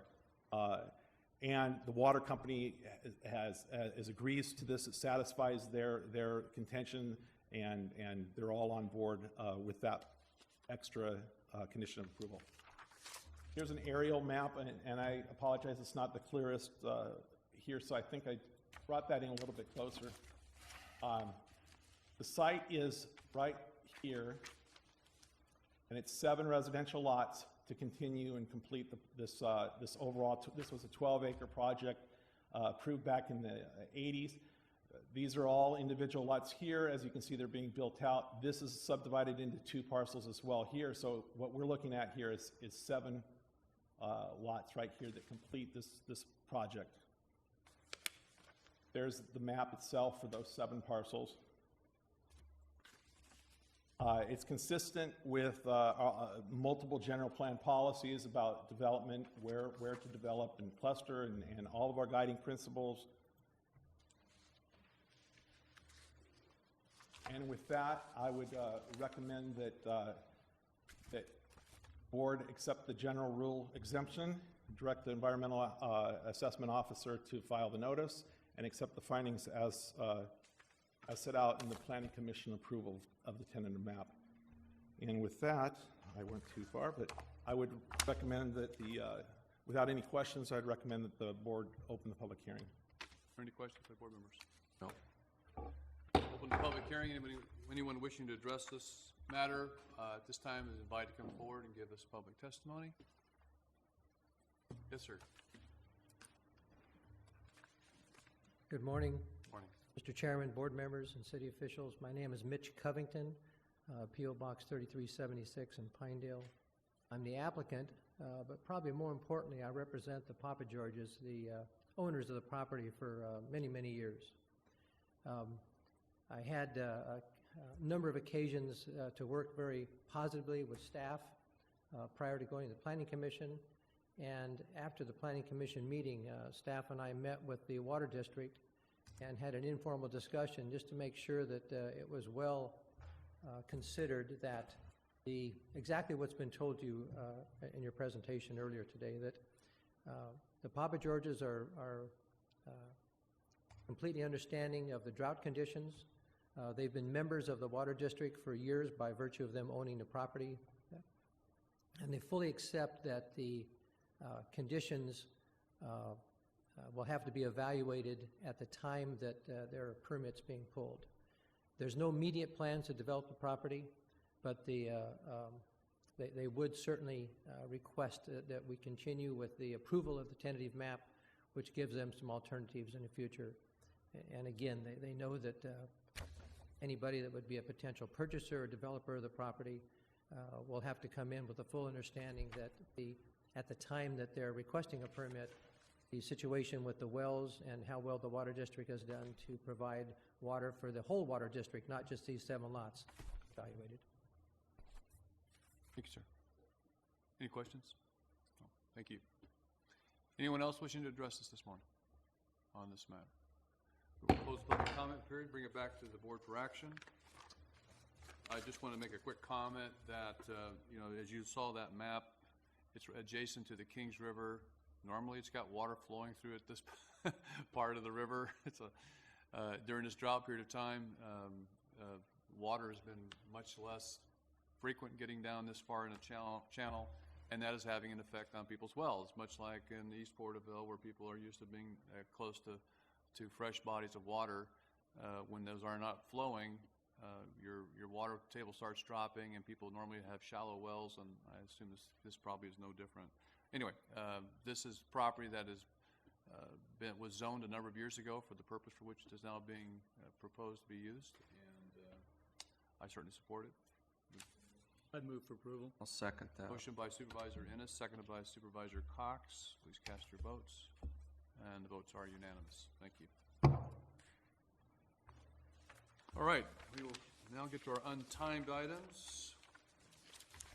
And the first one is item 54, a presentation by Rita Woodard about the auditor, controller, treasurer, tax collector, registrar, voter, department's functions, responsibilities, and accomplishments. Morning. Last year they told me don't come on June 30th, we're too busy, come on June 2nd. So here I am and you're very busy, so they told me keep it short. That's right. We appreciate it. So we're not giving our regular presentation where we tell you how good with our statistics and fewer phone calls and all the money collected and everything else. This one's short and sweet. Okay. The big Good morning, question, Chairman though, Ripley, is board is members. Sasquatch buried somewhere in the... I got a surprise for you. And Mr. Spotting and Ms. Bills Lang, good to see you all. Year in review, our awards, our progress, our participation, and what our future is. So you saw before, we got our awards again for the 19th year. That last one, though, I want to tell you that if a period is out of place, the numbers all have to add up too, but if a period's out of place, you don't get it. They're very, very sticky, and it's very good. We have new and ongoing things in the last couple years for public transparency and more guidance. The audit committee has been very, very active and very good. We've changed to risk-based audits, and of course, the risk-based means how many transactions, that type thing. So naturally, the tax collector is one of the first departments being audited, and that is as it should be. The Treasury Oversight Committee has been very active. They've reviewed all of our investment portfolios and our policies and stuff. The next item on the agenda, they have recommended that you approve. One of our new programs was a fraud hotline that we received 25 tips, not very many this year, but still 25. 16 of those were welfare related. We referred them on to the welfare department. 1 child abuse, and 2 elder abuse. So if we help 1 child, we're happy. That's worth the cost. We have implemented the remote bank deposit program, and it's designed to save time and miles driven for and in the county. I thought that'd be near and dear to Steve's heart. To date, we have set up 5 remote deposits with 1 county department and 4 special districts, and we estimated that just these 5 participants have saved 6,600 miles driven over the last year. This is a great start, and we're set up and ready for others to go. This allows people to not have to drive into the county, but to deposit into different banks than just our bank, who's Union Bank. They've agreed to change that agreement with us for that purpose, to save money and miles and time of the people coming all the way to the courthouse and back. We have a new payment portal for the tax collector, which is less cost to the taxpayer to make online payments, which they've been very happy with, and they are increasing that use. And we have 3 years of bills for the taxpayer to view online, so we don't get so many calls. What was mine last year? I have to know for my income tax, all that stuff. So it's very, very helpful, and the real estate people love it too. For the county treasury, the financial statement outside audit came in with no material findings. Perfect audit. And the county pool continues to earn a higher than average rate of return. The other counties are asking us, how do you do it? The average daily balance in the treasury pool is now $1.1 billion every day. And it's $6 to $7 trillion a year in and out of that treasury pool. Now that's money for the schools and special districts as well as the county and the cities too. That's sitting there idly waiting to be used later, and it comes in and out. The registrar of voters over the last year, 36 special districts, the city of Visalia Unified, and 2 other school districts have moved to the November even year election. This change will leave the November 2015 election relatively small. We'll have 30, 40 special districts and small schools is all we're going to have there. Not a huge election. Districts' lines have also been changed for the Senate and Assembly lines. And most cities and districts are going from at-large elections to by-area elections. So changes like these will split precincts even more and cause precincts to become mail ballot precincts. You can come right on into the office and vote, Steve. We'll make balloons on it and everything for you to vote on that machine. I know, it's hard for you. Our employees, I'd like to thank my staff very much for the hard work they've done getting us to the place we are today. They're really good, and they're very, very competitive. You give them a prize out there, and they'll go for it. So we were the 2014 Grand Champions of the Walking Works Challenge, and we're patiently waiting for the 2015 announcement of the winner, because we think it's going to be us again. Just give them a prize. And I did give them a prize, okay? We celebrated Red Nose Day this year, okay? Everybody got a red nose, and we collected money for United Way and all of their other agencies that went on to help money for children across the world. We also went for the cancer awareness thing. I gave them a prize for the best dressed and decorated area, and they went for it. So my staff is great. I just love them all. What does the future hold? A new payroll system, a new property management system, audit of all transient occupancy taxes, the business licenses, and unsecured taxes owing. It's ongoing here really good. The unsecured taxes in the last 3 months, we've gotten an extra $300,000 in collections on prior unsecured monies that were not collected before ever. We want to get for the Treasury, where we'll be able to put the cash into this smart safe, and it immediately gives us credit at the bank for cash. It's just like the Check 21 system. When you go and the check is automatically taken out of your check right then. Now we'll get credit for cash immediately instead of waiting 2 days for that. The redevelopment law changes have come, and there's more coming, and many duties will be added to the auditor's office because of the coming laws. We're looking for a lot of changes in the next 3-4 years here. I want to thank the board for your support. Without you giving us that support, we can't go ahead and do the good work we do. By working together, we can continue to move forward and get the job done. Thank you. Thank you. Any questions, Rita? Good presentation, Rita. Thank you very much. Gord?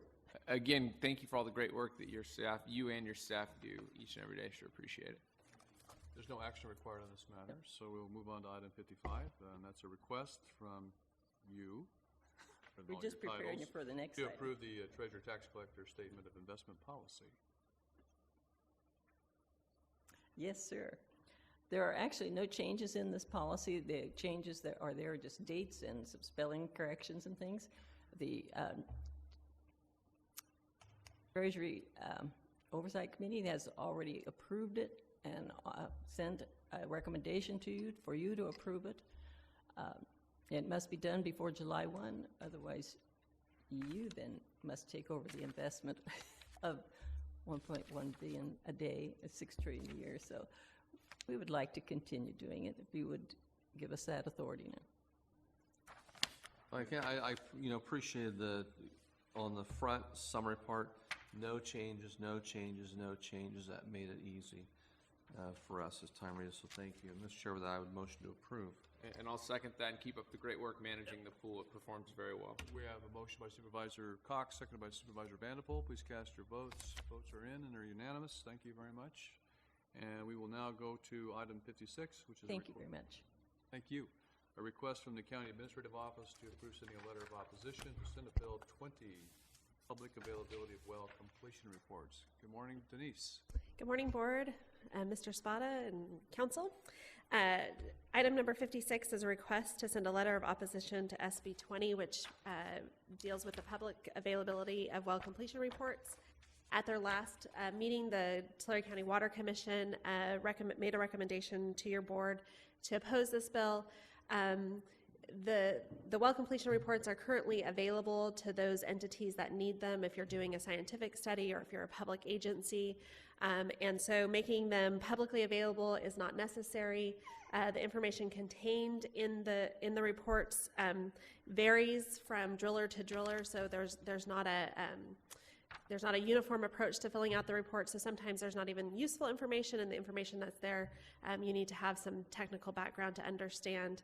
I will mention that this bill moved out of the Senate yesterday and is headed to the Assembly and is expected to move forward. So this is a very timely bill. We need to get it passed on if this is something the board wishes to do. Yes. One of the big concerns I have specifically with this bill is by disclosing these locations as publicly as this would require.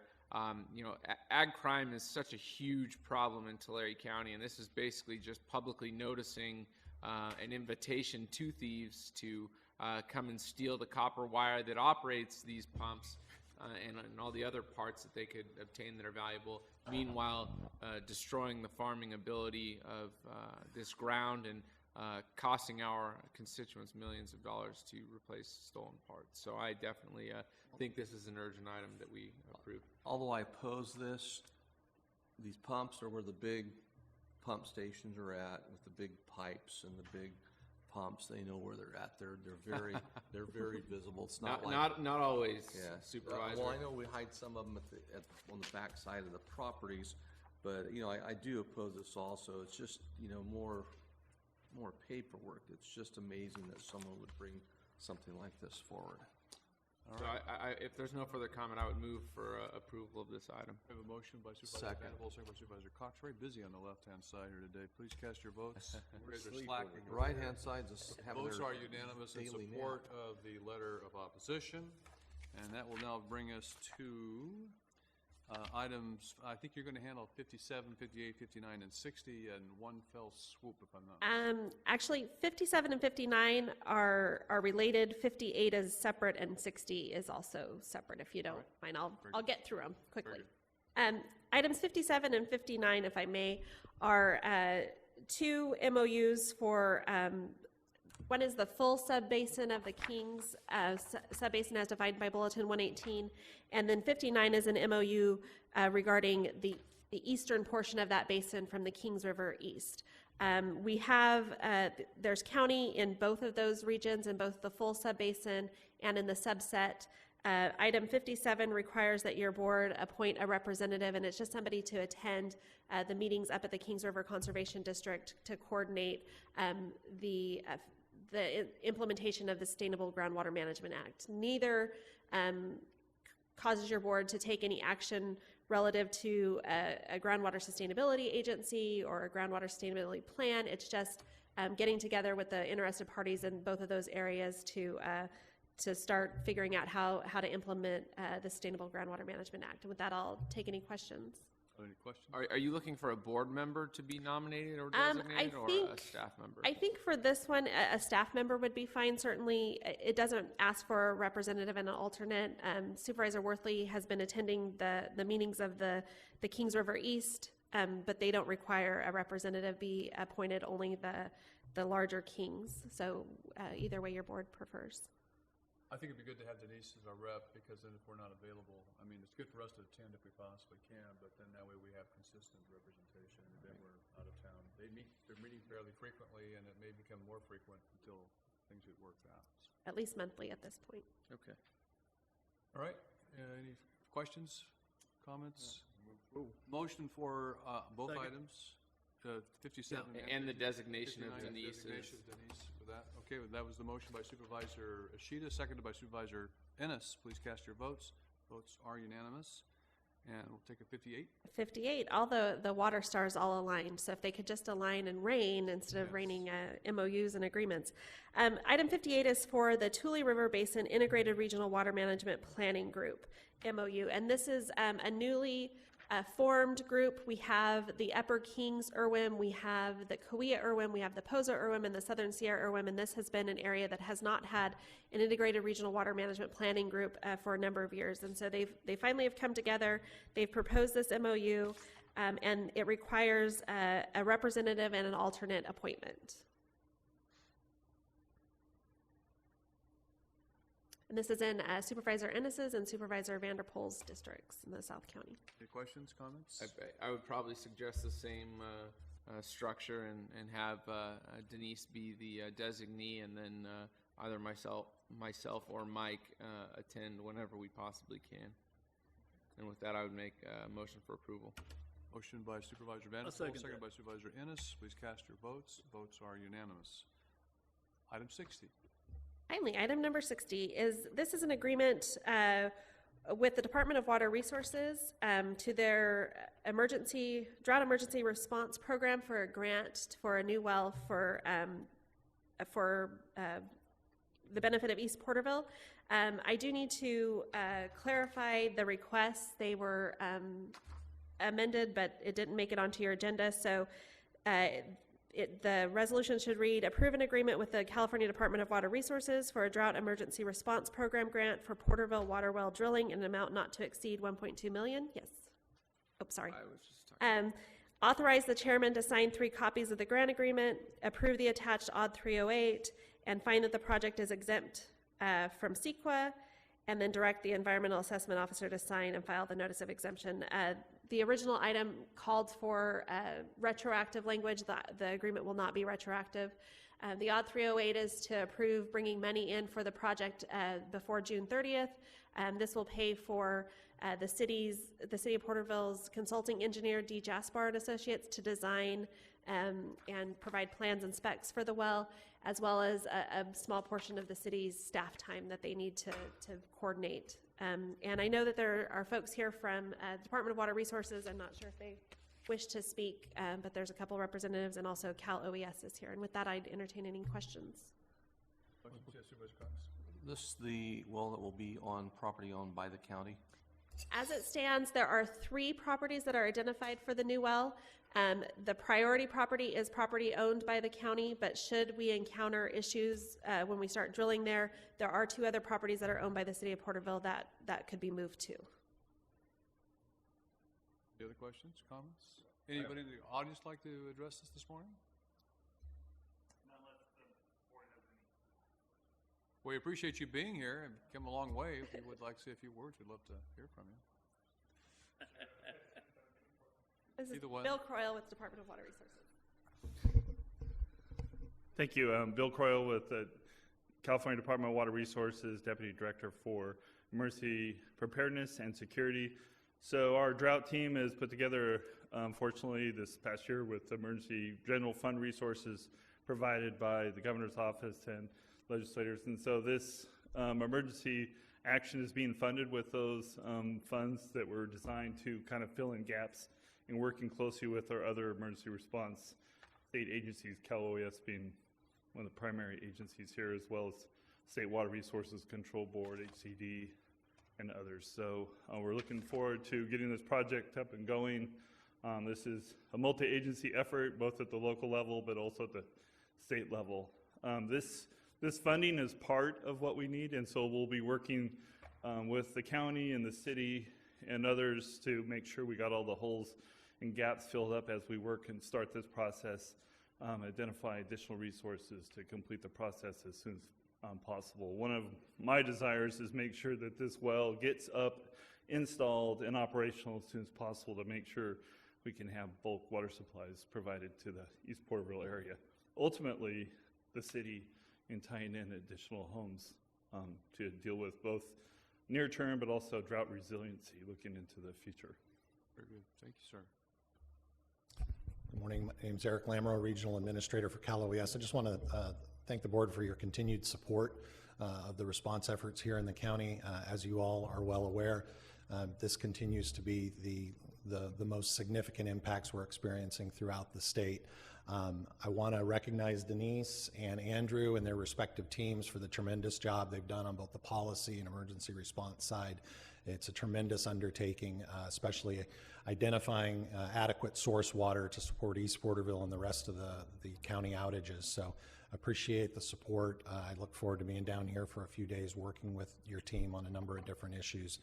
But again, just tremendous work going on by your team down here. Thank you. Thank you. We really appreciate the effort by your department to step up and provide funding. We have so many needs, as you're aware of, and you know, sometimes being the epicenter of something is not a good thing. You know, and it's sad that we have such a water problem, but there are good things that are resulting from it, and these improvements that are being made are going to have long-lasting beneficial impacts to our folks. So thank you for your stepping up and doing so much to help us, and we do appreciate our staff as well. Thank you. Mr. Chair, I just wanted to also throw out there too, you know, hopefully I appreciate the collaboration of DWR and also Cal OES, but I also want to compliment our assemblyman who's representing us in Sacramento. I think that I appreciate his outside-the-box thinking and efforts to bring assistance. And it's sad to say that the $1.2 million is not going to cover all of it, and that there are going to be shortfalls in other areas that are going to have to be backfilled to help us meet the end goal. But innovative thinking is going on in Sacramento and in Washington, D.C. on the behalf of Tulare County and its constituency. So great job to our staff and all of our folks out there on the ground that are working really hard to resolve this problem. I'd also like to thank everybody involved in this, and Denise and Andrew for all the abuse you've taken, and everybody that's taken the abuse. I mean, this thing is unbelievable, but thanks for all your help. We're moving forward, and it's a slow process with the amount of people that we're having to deal with. And I also want to say that the key to this is to get as many residents on the east side hooked up as we can out of this. So that's my... Very good. Thank you. Entertain a motion. Move for approval. Second. Motion by Supervisor Ennis, seconded by Supervisor Sheeta. Please cast your votes, and votes are unanimous. That will conclude our open session. Now we have closed session. Yes, we do, Mr. Chairman. Item E is off your board's closed session agenda. You have remaining items A through N as in Nancy. And I do not anticipate any announcements. Thank you all for being here today. Have a great day.